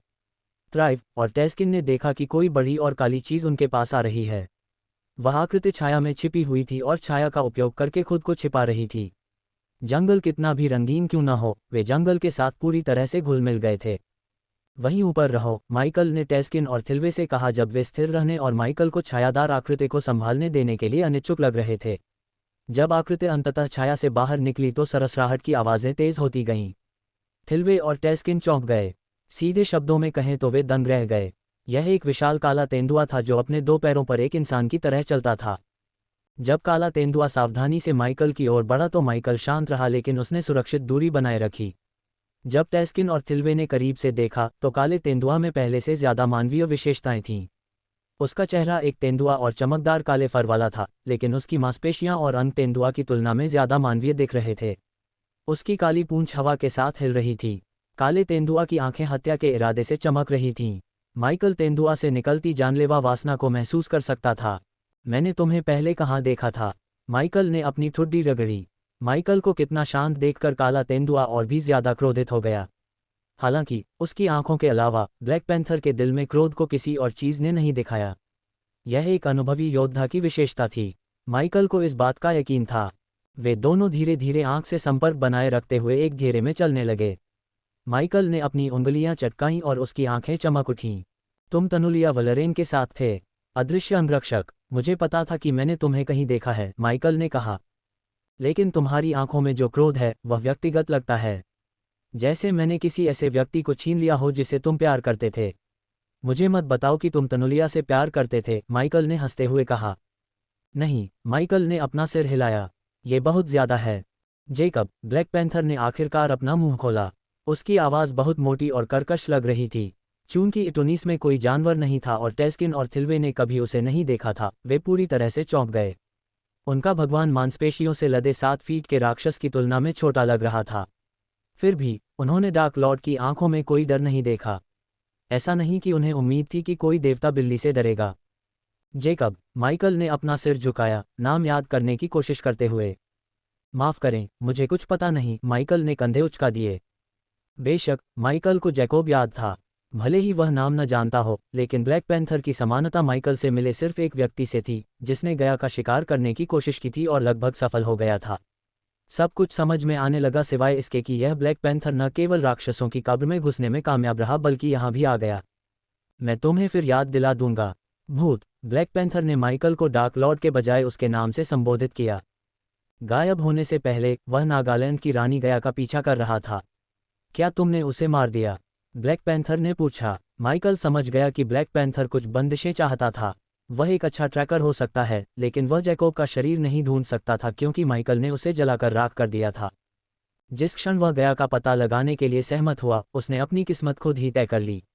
लेकिन क्या मैंने उसे मार दिया? माइकल ने सोचने का नाटक करते हुए अपनी ठुड्डी रगड़ी। ब्लैक पैंथर और माइकल को देखते हुए थिल्वे और टेस्किन पूरी तरह से भ्रमित थे, लेकिन उनकी बातों से वे समझ सकते थे कि उन दोनों के बीच कुछ इतिहास अवश्य था। मुझे द्वंद्व युद्ध में हराओ और मैं तुम्हें बता सकता हूं कि मैंने जैकोब के साथ क्या किया, माइकल ने हंसते हुए कहा। थिल्वे और टेस्किन हवा में शांति महसूस करते ही स्तब्ध हो गए। कुछ गिरने वाला था और उन्होंने इसे अपने पूरे अस्तित्व में महसूस किया। माइकल ने एक तरफ झुककर अपनी पीठ झुका ली, क्योंकि उसने धनुष की डोरी की टंकार सुनी। एक तीर माइकल के सिर के ऊपर से उड़कर उसके पीछे के पेड़ पर जा लगा। माइकल ने पेड़ की शाखा पर काले पैंथर को देखा। पलक झपकते ही काला पैंथर शाखा पर छलांग लगाने में कामयाब हो गया और अपने धनुष से माइकल पर हमला करने के लिए एक ऊंची जगह पा ली। काला पैंथर फुर्तीला होकर दूसरी शाखा पर कूद गया। फिर वह एक निचली शाखा पर उतरा और दूसरे पेड़ पर झूल गया। उसकी हरकतें सुंदर थीं, इसलिए माइकल को पता चल गया कि उसे सालों की ट्रेनिंग मिली है। माइकल ने अपनी तलवार खींची और बिना पसीना बहाए तीरों को हटा दिया। ये देखकर कि तीरों से उसे कोई नुकसान नहीं पहुंच रहा है, काला पैंथर पेड़ से लुढ़क गया और दौड़ पड़ा। माइकल हवा में उछल पड़ा, इससे पहले कि ब्लैक पैंथर उसके गले पर तीर चला सके। फिर ब्लैक पैंथर ने जैड खंजर की एक जोड़ी निकाली। अपने शुरुआती हमले के विफल होने के बाद उसने जल्दी से अपना रास्ता बदल लिया। थिल्वे और टेस्किन की नज़र में किसी भी चीज़ या किसी भी व्यक्ति से कहीं ज्यादा तेजी से ब्लैक पैंथर माइकल पर झपटा। ब्लेड की दांतेदार धार माइकल के कंधे को छू गई, लेकिन चाकू ने त्वचा को मुश्किल से काटा ताकि खून रिस सके। फिर माइकल की बारी थी। माइकल ने ब्लैक पैंथर के सिर के ऊपर काली तलवार को नीचे लाया। उसने जल्दी से अपने खंजर को अपने सिर के ऊपर एक एक्स के आकार में उठाया ताकि ब्लैक तलवार को रोका जा सके। लेकिन ब्लैक पैंथर जानता था कि ब्लैक तलवार कितनी तेज और मजबूत थी। उसने जल्दी से, लगभग बिजली की गति से खंजर का उपयोग करके तलवार को विक्षेपित कर दिया। फिर माइकल ने ब्लैक पैंथर के चेहरे पर अपनी बाईं मुट्ठी घुमाई। उसे अपनी मुट्ठी को रोकने के लिए अपना हाथ नीचे लाना पड़ा। जैसा कि माइकल ने उम्मीद की थी, काले पैंथर ने सहज रूप से मुट्ठी को रोकने के लिए अपना हाथ नीचे कर लिया। इससे पहले कि पैंथर अपने खंजर से माइकल की मुट्ठी काट पाता, माइकल ने काली तलवार घुमाई जिससे उसका चेहरा कट गया। फिर माइकल ने तेंदुए के घुटने पर लात मारी। शश! पैंथर दर्द से फुफकार उठा। पैंथर को जवाबी हमला करने का समय दिए बिना माइकल ने काले पैंथर पर हमला किया, उसे पीछे के पेड़ से टकरा दिया। पूरा पेड़ कांप उठा, उसके आधे चमकते हुए पत्ते गिर गए। किसी भी कमज़ोर आदमी की पसलियां सिर्फ ताकत से कुचल जातीं। हालांकि जानवरों की बनावट अलग थी। वे इंसानों की तुलना में कहीं ज़्यादा मजबूत, तेज़ और ज़्यादा फुर्तीले थे। यहाँ तक कि जब उसे पेड़ से टकराया गया तब भी ब्लैक पैंथर ने अपना खंजर लहराया, जिससे माइकल की कलाई में चोट लग गई। तेज दर्द के कारण माइकल ने काली तलवार पर अपनी पकड़ खो दी। यह माइकल से दूर उड़ गई और जमीन पर जोरदार धमाके के साथ गिरी। माइकल को अपनी तलवार खोने से नफरत थी, इसलिए उसने पैंथर की दोनों कलाइयों को पकड़कर उन्हें एक बार फिर पेड़ पर पटक दिया। इस बार पैंथर के खंजर छूट गए। जितना तुमने सोचा था उतना कमज़ोर नहीं है ना? माइकल ने पैंथर को पेड़ से सटाते हुए पूछा। माइकल के शरीर की हर मांसपेशी फूल गई। उसके फटे हुए शरीर ने टेस्किन को भी चौंका दिया। स्पष्ट रूप से ब्लैक पैंथर ने माइके को कमाका कच्ची ताकत। उसने और गया ने हर दिन घड़ी की तरह अपने भौतिक शरीर को प्रशिक्षित किया। चूंकि वह एक कीमियागर था, इसलिए माइकल ने अपनी शारीरिक शक्ति के चरम पर पहुंचने के लिए अपने शरीर को स्वस्थ खाद्य पदार्थों और औषधियों से भर दिया। इसलिए दिव्य ऊर्जा या आक ऊर्जा के बिना भी माइकल अपने जैसे ही साधना चरण में किसी भी इंसान से कहीं अधिक शक्तिशाली था। ब्लैक पैंथर ने अपनी सारी ताकत जुटाने के लिए कराहते हुए माइकल को सिर से मारा ताकि वह उसकी पकड़ से छूट जाए। माइकल की नाक एक भयानक क्रंच के साथ टूटी, क्योंकि ब्लैक पैंथर माइकल से दूर कूद गया। उसे कुछ दूरी बनाने और ऐसे शक्तिशाली प्रतिद्वंद्वी के खिलाफ जीतने के लिए अपनी रणनीतियों का पुनर्मूल्यांकन करने की आवश्यकता थी। थिल्वे और टेस्किन ने अपनी आंखों में भयावह भाव के साथ लड़ाई को देखा। उन्होंने अपने भगवान को खून बहते देखा। माइकल ने शक्तिशाली लोगों और दुश्मनों के बारे में जो शब्द कहे थे वे उनके दिमाग में गूंज रहे थे। वे केवल कल्पना कर सकते थे कि ये लोग कितने शक्तिशाली होंगे कि एक भगवान को भी खून बहवा सकते हैं। पैंथर ने माइकल को दर्द में कराहने के बजाय खिलखिलाते हुए सुना। वह धीरे से मुड़ा और टूटी हुई हड्डियों को उनकी जगह पर लाने के लिए टूटी हुई नाक पर थप्पड़ मारा। उसके सामने के दांतों पर खून के धब्बे और खलनायक की मुस्कान ने माइकल को दुष्ट बना दिया। पैंथर को धीरे धीरे एहसास हुआ कि पूरी दुनिया उससे क्यों डरती है। अगर उसका कोई भाई नहीं होता जिससे वह बदला ले सके तो वह ऐसे भयानक प्राणी से टकराव से बचता। ऐसा नहीं है कि वह डार्क लॉर्ड से डरता था, लेकिन अपने भाई जैकोब के विपरीत वह डार्क लॉर्ड जैसे लोगों के साथ रास्ता पार करने से बचता था जो बदला लेने के लिए किसी भी हद तक जा सकते थे। उन दोनों के लिए बहुत देर हो चुकी थी। इस झगड़े को केवल खून से ही सुलझाया जा सकता था। माइकल ने एक बार फिर पैंथर पर हमला करने से पहले खून पोंछा। मुट्ठियां आपस में टकराईं। जंगल में उनकी मुट्ठियां आपस में टकराईं और उनके पैर उनके नीचे नाचने लगे। ब्लैक पैंथर तेज था, लेकिन माइकल भी, ओलंपस को हटाने के बावजूद। माइकल ने पैंथर से ज्यादा वार किए। हर मुक्का उनके शरीर पर लगने पर एक जोरदार धमाका करता था। उनके टकराव ने उनके नीचे की हर चीज को नष्ट कर दिया और मृत पौधों का एक घेरा बना दिया। कई पेड़ों में इंसान और बिल्ली के आकार के छेद और मुट्ठी के आकार के छेद थे। हालांकि पैंथर ने कुछ हद तक चुनौती दी, लेकिन वह माइकल को हराने के करीब नहीं था। जब से प्यूमा नामक वैम्पायर डेथ स्क्वाड के किसी व्यक्ति ने माइकल को नज़दीकी मुकाबले में लगभग हरा दिया था क्योंकि उसने काउंटर सरपेंट मेगा का इस्तेमाल किया था, तब से माइकल अपनी लड़ाई की तकनीक को बदल रहा था और उसे बेहतर बना रहा था। माइकल की क्रूर ताकत, चपलता और बिल्ली जैसी रिफ्लेक्स के साथ दुनिया में केवल कुछ ही लोग उससे आमने सामने लड़ सकते थे और बच सकते थे। थोड़ी देर बाद पैंथर ने भारी सांस लेना शुरू कर दिया क्योंकि उसकी हरकतें लड़खड़ा रही थीं। माइकल ने पैंथर के सिर पर एक तेज स्पिनिंग व्हील किक से उसे जमीन पर गिरा दिया।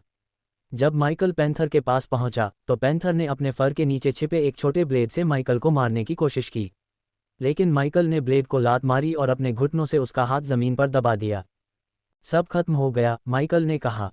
फिर उसने पैंथर के चेहरे पर मुक्का मारा। दो मुक्कों से पैंथर की नज़र धुंधली हो गई।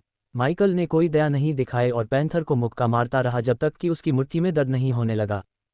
सिर्फ इसलिए कि मैं खेती की ऊर्जा का इस्तेमाल नहीं कर सकता, इसका मतलब यह नहीं है कि तुम मुझे हरा सकते हो। मेरी तरफ देखो। माइकल ने अपनी आवाज़ ऊंची की। उसने पैंथर का चेहरा पकड़ा और उसे आंखों में देखने के लिए घुमाया। अब बताओ तुम यहाँ कैसे आए? माइकल ने पैंथर से पूछा। पहले तुमने जैकोब के साथ क्या किया? माइकल के सवाल का जवाब देने के बजाय पैंथर ने माइकल से सवाल किया। माइकल ने अपनी पीठ पर रखी दूसरी काली तलवार निकाली और उसे पैंथर के गले पर रख दिया। अपने लिए यह मुश्किल मत बनाओ, बिल्ली। तुम बहुत लंबे समय से शैतान के साथ नाच रही हो और अब समय आ गया है कि तुम उसका हक अदा करो।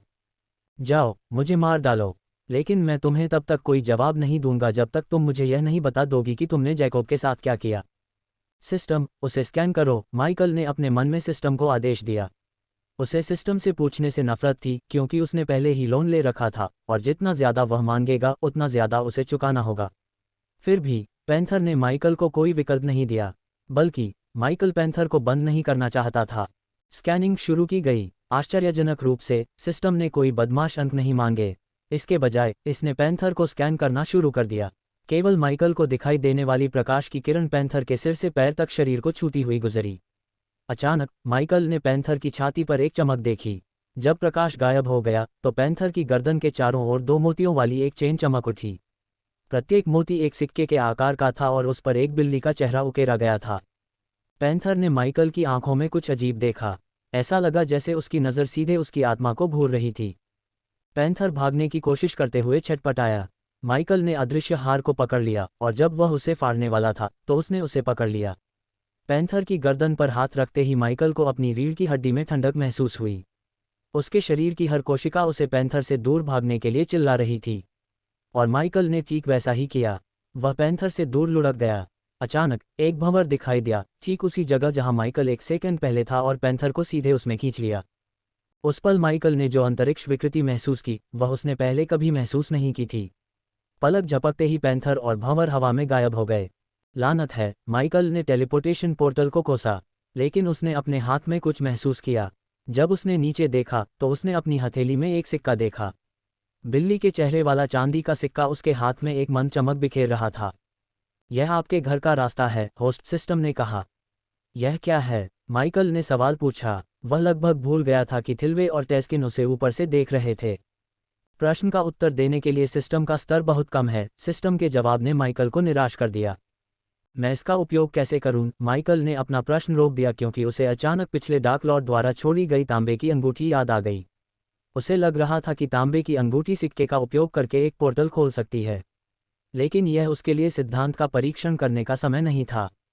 एटोनीस और राक्षसों की कब्र में बहुत सारे अज्ञात लोग थे। अभी के लिए सुरक्षित घर पहुंचना सबसे बड़ी प्राथमिकता थी। हालांकि जाने से पहले उसे एशफील्ड में जाना था और देखना था कि स्काईहॉल क्या कर रहा था। अपने सिर में कुछ चीज़ों और कई सवालों के साथ माइकल उस जगह की ओर चला गया जहां उसने ओलंपस रखा था। उसे उठाया और अपनी कलाई पर पहना। ओलंपस ही एकमात्र चीज़ नहीं थी जिसे उसने ज़मीन से उठाया था। उसने पैंथर द्वारा छोड़े गए तीर भी उठाए, जिसे उसके लोग बिल्ली कहते थे। आप नीचे आ सकते हैं, माइकल ने थिल्वे और टेस्किन से कहा। ओलंपस पहनने के बाद माइकल ने अपना हाथ उठाया और उसके हाथ से फिसली काली तलवार सीधे उसके हाथ में आ गई। अब यह उन कई लोगों में से एक था जिन्हें मुझे अपनी दुनिया में मारना है, माइकल ने शांत मुस्कान के साथ वुडेल्फ से कहा। जब तक माइकल जनजाति में वापस लौटा, सूरज लगभग क्षितिज में डूब चुका था। वह आराम से जमीन से छलांग लगाकर जमीन के ऊपर लकड़ी के मंच पर उतरा। मेरे प्रभु, किरात और अन्य लकड़ी के कल्पित बौने माइकल की ओर झुके। उन्हें सिर हिलाने के बाद माइकल अपने सिंहासन पर चला गया और उसने देखा कि वेदोरा उस पर पेट के बल लेटी हुई थी। सिंहासन पर फलों के टुकड़े और मछलियों की नंगी हड्डियां बिखरी हुई थीं। अयाग ने खर्राटे लिए और उसके मुंह से लार टपकने लगी।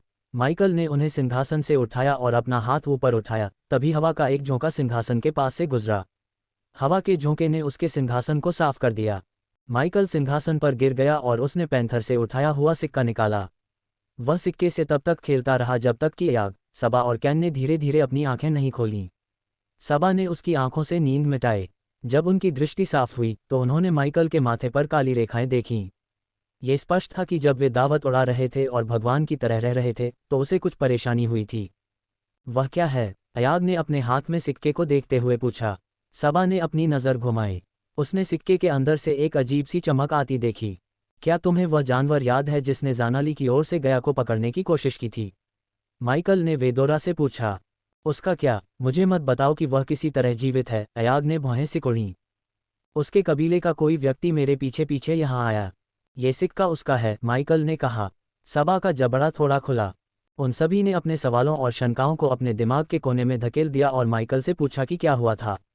माइकल ने उन्हें तनुलिया के पास देखे गए अदृश्य गार्ड से लेकर पैंथर को बचाने के लिए दिखाई देने वाले शक्तिशाली भंवर तक सब कुछ बताया। पैंथर के गायब होने से माइकल के पास जवाबों से ज्यादा सवाल रह गए। वह जानता था कि स्काईहॉल ने किसी तरह एटोनीस तक पहुंचने के लिए एक पोर्टल बनाया था, लेकिन ये कोई पोर्टल नहीं था जिसने पैंथर को बचाया।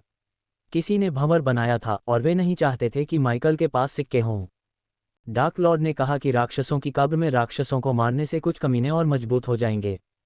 मुझे आश्चर्य है कि क्या वह कमीना वही है जिसने भंवर बनाया था। ऐसा लगता है कि राक्षसों की कब्र पर उसका नियंत्रण है, कैन ने कहा। हमेशा की तरह कैन और माइकल ने एक ही विचार साझा किया, लेकिन माइकल को यह नहीं पता था कि वह कमीना एक और देवता था, समय और स्थान का देवता एंडोहर। अपने पिछले जीवन में एंडोहर उसका कट्टर दुश्मन था। उस समय माइकल एकमात्र देवता था जो एंडोहर को रोकने में सक्षम था, लेकिन एंडोहर को हराने के लिए माइकल ने जो कीमत चुकाई वह थोड़ी बहुत थी। ब्रह्मांड को रीसेट करने से पहले डार्क लॉर्ड ने सुनिश्चित किया कि एंडोहर अपने नए स्व को चोट न पहुंचाए क्योंकि वह अपने सबसे कमजोर रूप में होगा। उसने नश्वर क्षेत्र के ऊपर एक सरणी रखी जिससे एंडोहर घर वापस नहीं लौट सका और दूसरे देवताओं को नश्वर दुनिया में नहीं ला सका। अगर एंडोहर कभी वापस जाना चाहता था तो उसे माइकल की ज़रूरत थी। हमें इस दुनिया को छोड़ने से पहले और अधिक उत्तर प्राप्त करने की आवश्यकता है, माइकल ने कहा। उत्तरों की बात करें तो हमने वुड एल्व्स को डार्क लॉर्ड का आशीर्वाद पाने के लिए मदर ट्री पर चढ़ते हुए सुना। हमने ये भी सुना कि जो लोग सफलतापूर्वक शीर्ष पर चढ़ गए उन्होंने डार्क लॉर्ड की आवाज़ सुनी। क्या होगा अगर उसने आपके लिए शीर्ष पर एक और रिकॉर्डिंग छोड़ दी होती? ये हमें चीज़ों पर कुछ प्रकाश डालने में मदद कर सकता है, अयाग ने कहा। वह आश्चर्यजनक रूप से बुद्धिमान लग रही थी। माइकल को लगभग आश्चर्य हुआ कि क्या उसने जो फल खाए थे उनका उसके मस्तिष्क की कोशिकाओं पर कोई प्रभाव था, क्योंकि आमतौर पर अयाग समस्या के बारे में सोचने के बजाय उस पर हमला करना पसंद करती थी। अगर हम अभी चले गए तो वे चिंतित हो जाएंगे। चलो कल वहाँ चलते हैं। कल्पित बौनों के अनुसार मदर ट्री एशफील्ड के रास्ते में है। हमें वहां चढ़ना चाहिए, देखना चाहिए कि वहां क्या है और फिर एशफील्ड की ओर जाना चाहिए, सबा ने कहा। माइकल ने सबा के सुझाव पर सहमत होने से पहले एक पल के लिए अपनी ठुड्डी रगड़ी। इसके अलावा हमें इन कल्पित बौनों को तैयार करने का कोई तरीका ढूंढना होगा। कुछ लड़कियों ने कहा कि जनजाति सर्दियों में हर साल कम से कम 10 कल्पित बौनों को खो देती है, सबा ने कल्पित बौनों के लिए चिंता जताते हुए कहा। माइकल कुछ समय से कपड़ों के मुद्दे के बारे में सोच रहा था। हालांकि कल्पित बौनों के लिए सिस्टम से कपड़े खरीदना सवाल से बाहर था, क्योंकि इसमें न केवल बहुत सारे बदमाश अंक खर्च होते थे, बल्कि उसने सिस्टम से ऋण भी लिया था। इससे उसके पास केवल एक ही विकल्प बचा, उसे अपनी दुनिया से कपड़े खरीदने थे और उन्हें यहाँ लाना था। लेकिन ऐसा करने के लिए उसे एटोनिस और उसके महल को जोड़ने वाले एक पोर्टल की आवश्यकता थी, जहां उसने पोर्टल बनाने की योजना बनाई थी। मैं एक लोहार और कीमियागर हूं, दर्जी नहीं। मैं उनकी समस्या का समाधान तब तक नहीं कर सकता जब तक कि हम आगे पीछे आने जाने का कोई रास्ता न खोज लें। जब वे कपड़ों के मुद्दे पर चर्चा कर रहे थे, किरात और कुछ लड़कियां विभिन्न फलों, उबली हुई मछलियों और जड़ों से भरी लकड़ी की थाली लेकर आईं। मेरे स्वामी, कृपया इसे स्वीकार करें, किरात ने सिर झुकाया। धन्यवाद। माइकल ने किरात से थाली ली और उन्हें धन्यवाद दिया, जिससे कल्पित बौने दंग रह गए। क्या सभी ने खाना खाया है? माइकल ने किरात से पूछा। उसके शब्दों से कल्पित बौनों को जो गर्मजोशी महसूस हुई, उसे शब्दों में बयां नहीं किया जा सकता। उनके दिल खुशी और आनंद से भर गए। हम बाद में खाएंगे, मेरे स्वामी, किरात ने अपनी आंखों से आंसू रोकते हुए कहा। सिल्विया ने हमें बताया उन्होंने महीनों से मांस नहीं खाया है। अयाग ने भूरे बालों वाले योगिनी को देखा और कहा। योगिनी लड़की कांप उठी। लेडी अयाग, लड़की ने गुस्से से कहा, जबकि अयाग ने शैतानी मुस्कान बिखेरी। क्या ये सच है किरात? क्या तुम लोग शिकार पर नहीं जाते? माइकल को जवाब देने से पहले किरात ने आह भरी। हम करते थे, मेरे स्वामी, लेकिन हमने अपने पूरे शिकारी समूह को राक्षसों के हाथों खो दिया। उनके बिना मांस के लिए शिकार करना बहुत खतरनाक हो गया है। किरात की बात सुनने के बाद माइकल ने सिंहासन के हाथ पर चांदी की थाली रखी और खड़ा हो गया। आज रात हम मांस खाएंगे। मैं शिकार करने जा रहा हूं और कोई बातचीत नहीं होगी। क्या मैंने मांस शब्द सुना? हाँ, मांस। माइकल की बात सुनकर बच्चे तुरंत खुश हो गए। बहुत से बच्चे खुशी से झूम उठे, खासकर वे बच्चे जिन्होंने महीनों से मांस नहीं खाया था। सबसे ज्यादा मुस्कुराने वाला अयाग था। कल्पित बौनों के विपरीत अयाग महीनों तक मांस के बिना नहीं रहा, बल्कि सिर्फ एक हफ्ते तक। हालांकि उसके दिमाग में एक हफ्ते का मतलब कुछ सालों के बराबर था। माइकल ने उस समय पुरुषों को इकट्ठा किया, जिसमें तास्किन भी शामिल था। जल्द ही कबीले के सभी पुरुष कल्पित बौने माइकल के चारों ओर इकट्ठा हो गए। किरात, तुम्हें धनुष कहाँ से मिलते हैं? माइकल ने बूढ़े कल्पित बौने से पूछा। हम अपने धनुष खुद बनाते हैं, मेरे स्वामी, किरात ने कहा। शिकार पर जाने से पहले मैं चाहता हूं कि तुम धनुष बनाने के लिए इस्तेमाल किए जाने वाले सभी तख्ते और लकड़ी के लट्ठे ले आओ। कुछ कल्पित बौने अपने कबीले से नीचे कूद पड़े और बाहर निकल गए। माइकल की ज़रूरत की हर चीज़ ले आओ। कल्पित बौने ये जानने के लिए उत्सुक थे कि माइकल ने अचानक लकड़ियां और तख्तियां क्यों मांगी। कुछ मिनट बाद कल्पित बौने लकड़ी के तख्ते और लकड़ियां लेकर लौटे, जिनकी लकड़ी पर गुलाबी रंग था। इसके अलावा वे रस्सी के रोल भी लाए थे, जिनका इस्तेमाल उन्होंने तार बनाने के लिए किया था। माइकल के सामने तख्ते और लकड़ियां रखने के बाद उसने कल्पित बौनों को कुछ कदम पीछे हटने का इशारा किया। फिर उसने काली तलवारें निकाली और लकड़ी को तराशना शुरू कर दिया। माइकल के दिमाग के आविष्कारक पक्ष के गियर पूरी क्षमता से काम कर रहे थे। माइकल द्वारा की गई हर हरकत में एक खास तरह की शालीनता थी। वह अक्सर सिस्टम में प्रवेश करता था और जो चीज़ बना रहा था उसके लिए कुछ अतिरिक्त हिस्से लाता था। कल्पित बौनों की उत्सुक निगाहों के नीचे माइकल ने बिना किसी प्रयास के एक नहीं बल्कि 5 क्रॉसबो बनाए। कुछ समय हो गया था जब से उसने अपने आविष्कारक कौशल का अच्छा उपयोग किया था। अब जब उसके पास एक फौज और लोहार विशेषता थी, तो वह अधिक शक्तिशाली हथियार बनाने में सक्षम होगा।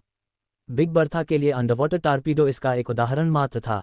माइकल एटोनीस में पाई जाने वाली सामान्य सामग्रियों से इन खूबसूरत रिकव क्रॉसबो को बनाने में सक्षम था। उसने अंगों को आबनूस के विवरणों से सजाया और लिपटे हुए चमड़े से अलंकृत गोल वक्रों में समाप्त किया। स्टॉक को जंगल में आमतौर पर पाए जाने वाले चमकदार नीले पत्तों में लपेटा गया था। चूंकि माइकल उदार महसूस करता था, इसलिए उसने हिरन की खाल का उपयोग करके प्रत्येक क्रॉसबो के लिए एक लंबा तरकश तैयार किया। उसने बाहरी हिस्से को जानवरों के सींगों से सजाया। किसी भी तीरंदाज के हाथों में यह धनुष 70 मीटर तक तीर चलाने में सक्षम था, जबकि अभी भी घातक शक्ति बरकरार थी। यह क्या है, मेरे प्रभु? टैस्किन ने माइकल से पूछा। देखो, माइकल ने क्रॉसबो उठाया, बैरल में एक तीर लगाया और उनसे लगभग 20 मीटर दूर एक पेड़ पर निशाना साधा। एक तरफ हटो। अयाग भीड़ के बीच से उड़ गया और उन्हें बोल्ट के प्रक्षेपवक्र से दूर धकेल दिया। जब कल्पित बौने उसके रास्ते से हट गए तो माइकल ने ट्रिगर खींच दिया। वूश! जैसे ही माइकल ने ट्रिगर खींचा, बोल्ट क्रॉसबो से बाहर निकल गया, जिससे एक तीव्र आवाज़ पैदा हुई। बोल्ट हवा में उछला और पलक झपकते ही उस पेड़ से जा टकराया जिस पर माइकल ने निशाना साधा था। ये छाल में गहराई तक घुस गया और एक पल के लिए झटके से हिल गया। ये देखते हुए कि तास्किन और ज्यादातर लकड़ी के कल्पित बौने कुशल तीरंदाज थे, वे क्रॉसबो की गति और शक्ति को देखकर अवाक रह गए। आप 70 मीटर तक बोल्ट दाग सकते हैं। मैंने इसे इस तरह से बनाया है कि आपको हवा की दिशा के बारे में चिंता करने की ज़रूरत नहीं है। बस निशाना लगाओ और फायर करो। माइकल ने क्रॉसबो को फिर से लोड करने का तरीका दिखाया और पिछले वाले से ज़्यादा दूर तक एक और बोल्ट दागा। जब वह पहली बार धरती से अपनी नई दुनिया में आया तो उसे धनुष और तीर का उपयोग करके लक्ष्यों को भेदने में मुश्किल हुई। बेशक वह नज़दीकी रेंज में लक्ष्यों को भेद सकता था, लेकिन साधकों ने आग ऊर्जा का उपयोग करके ऐसे लक्ष्यों को भेदा जो एक सामान्य इंसान नहीं भेद सकता था। गया और अभ्यास की बदौलत वह एक घातक निशानेबाज बन गया। गया के स्तर तक पहुंचने के लिए उसे अभी भी एक लंबा सफ़र तय करना था। जब लंबी दूरी की लड़ाई की बात आती है तो वह एक बहुत बड़ी जानवर थी। एक बार उसने देखा कि गया ने 500 मीटर दूर से एक तूफान में काले बादलों के बीच उड़ते हुए एक ड्रोन को मारा। उसे संदेह था कि वह सिस्टम की मदद के बिना उसके स्तर तक पहुंच सकता है।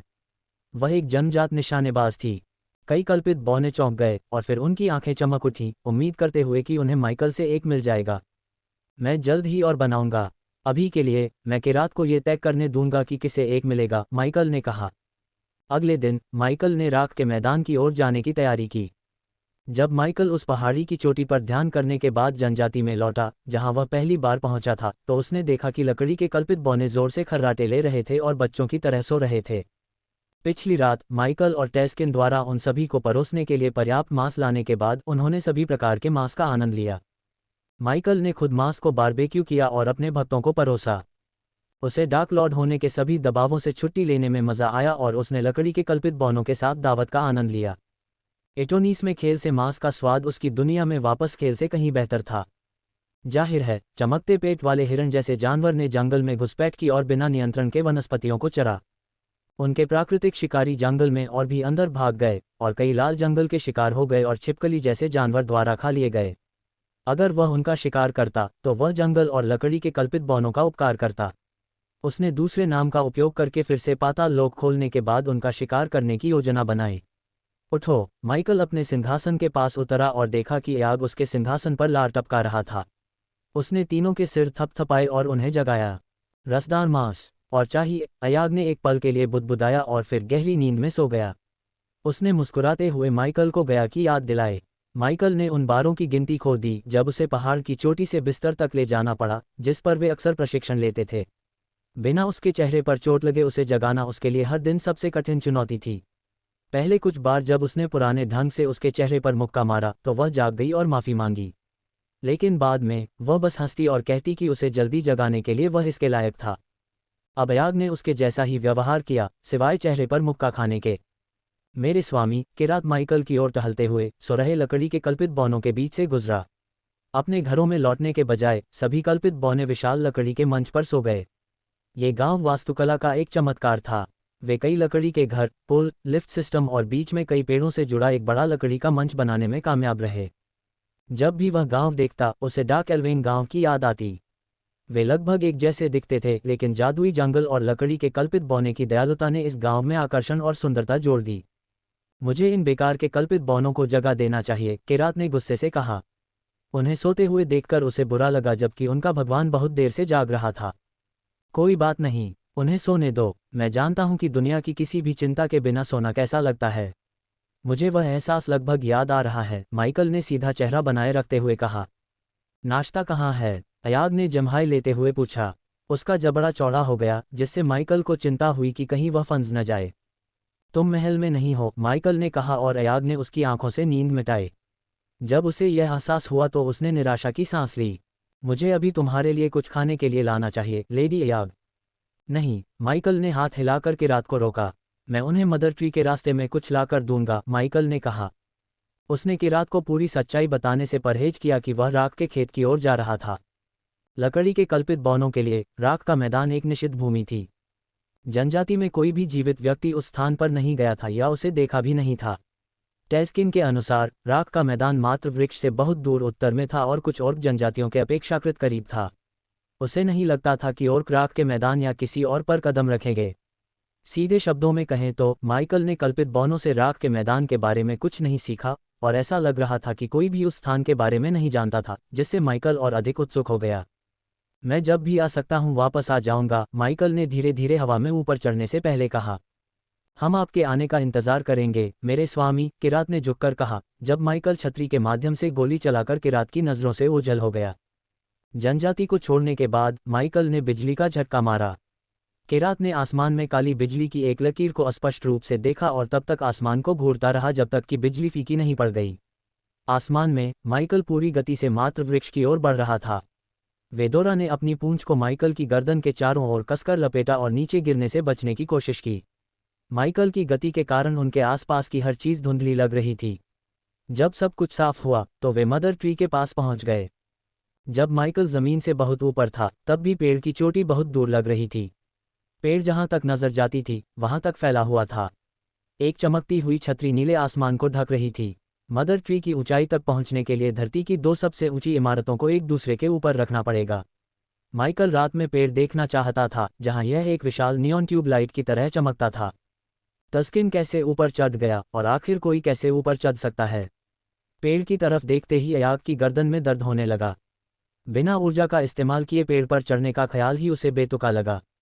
लचीलापन, माइकल ने कहा, अगर आप अपना दिमाग लगा लें तो आप लगभग कुछ भी कर सकते हैं। माइकल धीरे धीरे पेड़ की तरफ बढ़ा और उसने महल के खाली मैदान और मदर ट्री के आसपास कैंपसाइट को देखा। जैसा कि माइकल ने उम्मीद की थी, बूढ़ी औरत ने अपनी बात रखी। स्काई हॉल के सैनिकों ने आखिरकार लकड़ी के कल्पित बौनों की पवित्र भूमि को खाली कर दिया।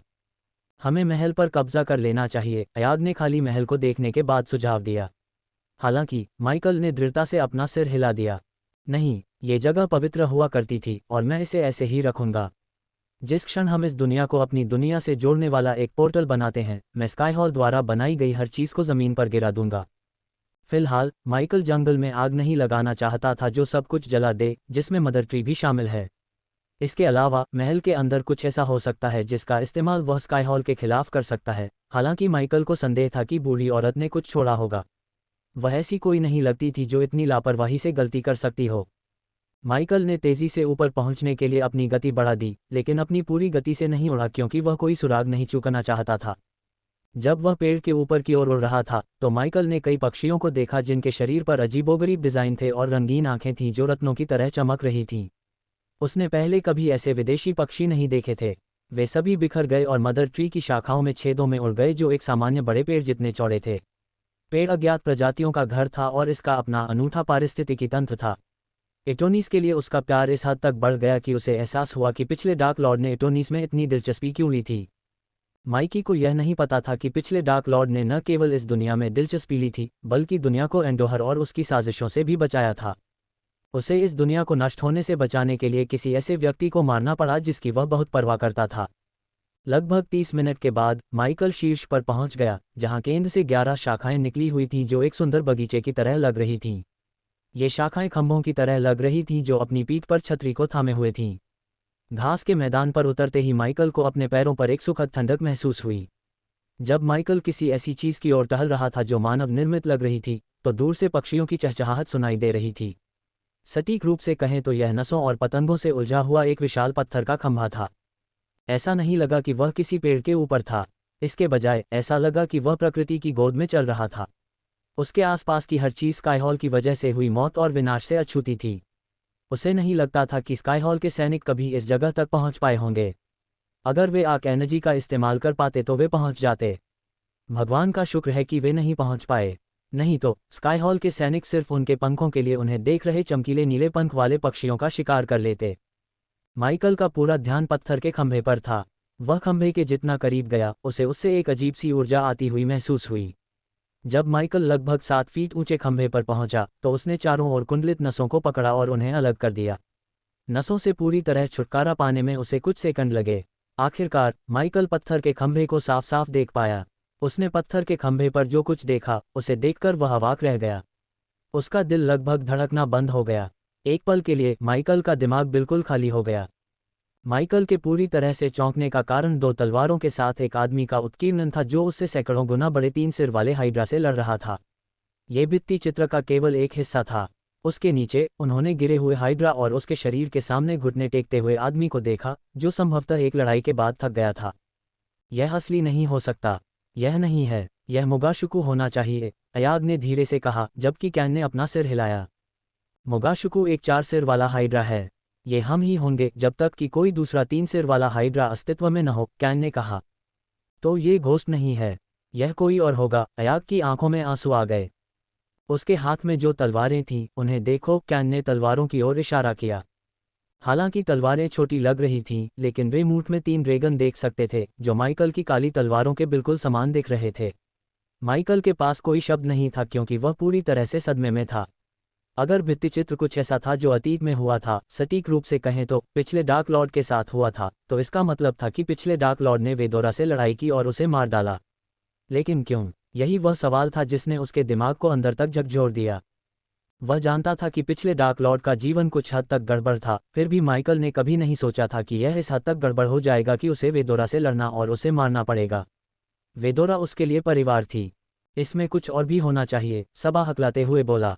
वह कभी भी घोस्ट को चोट नहीं पहुंचाएगा, और वह जानता था कि उसके भाई बहन भी ऐसा नहीं करेंगे। हमें घबराने की ज़रूरत नहीं है। मैंने कहा कि यह घोस्ट है, लेकिन मैंने यह नहीं कहा कि यह हमारा घोस्ट है। कैन के शब्दों ने किसी तरह याग और सबा को शांत किया। लेकिन हमारे बीच ऐसा क्या हुआ कि हमें मौत से लड़ना पड़ा? सबा ने पूछा।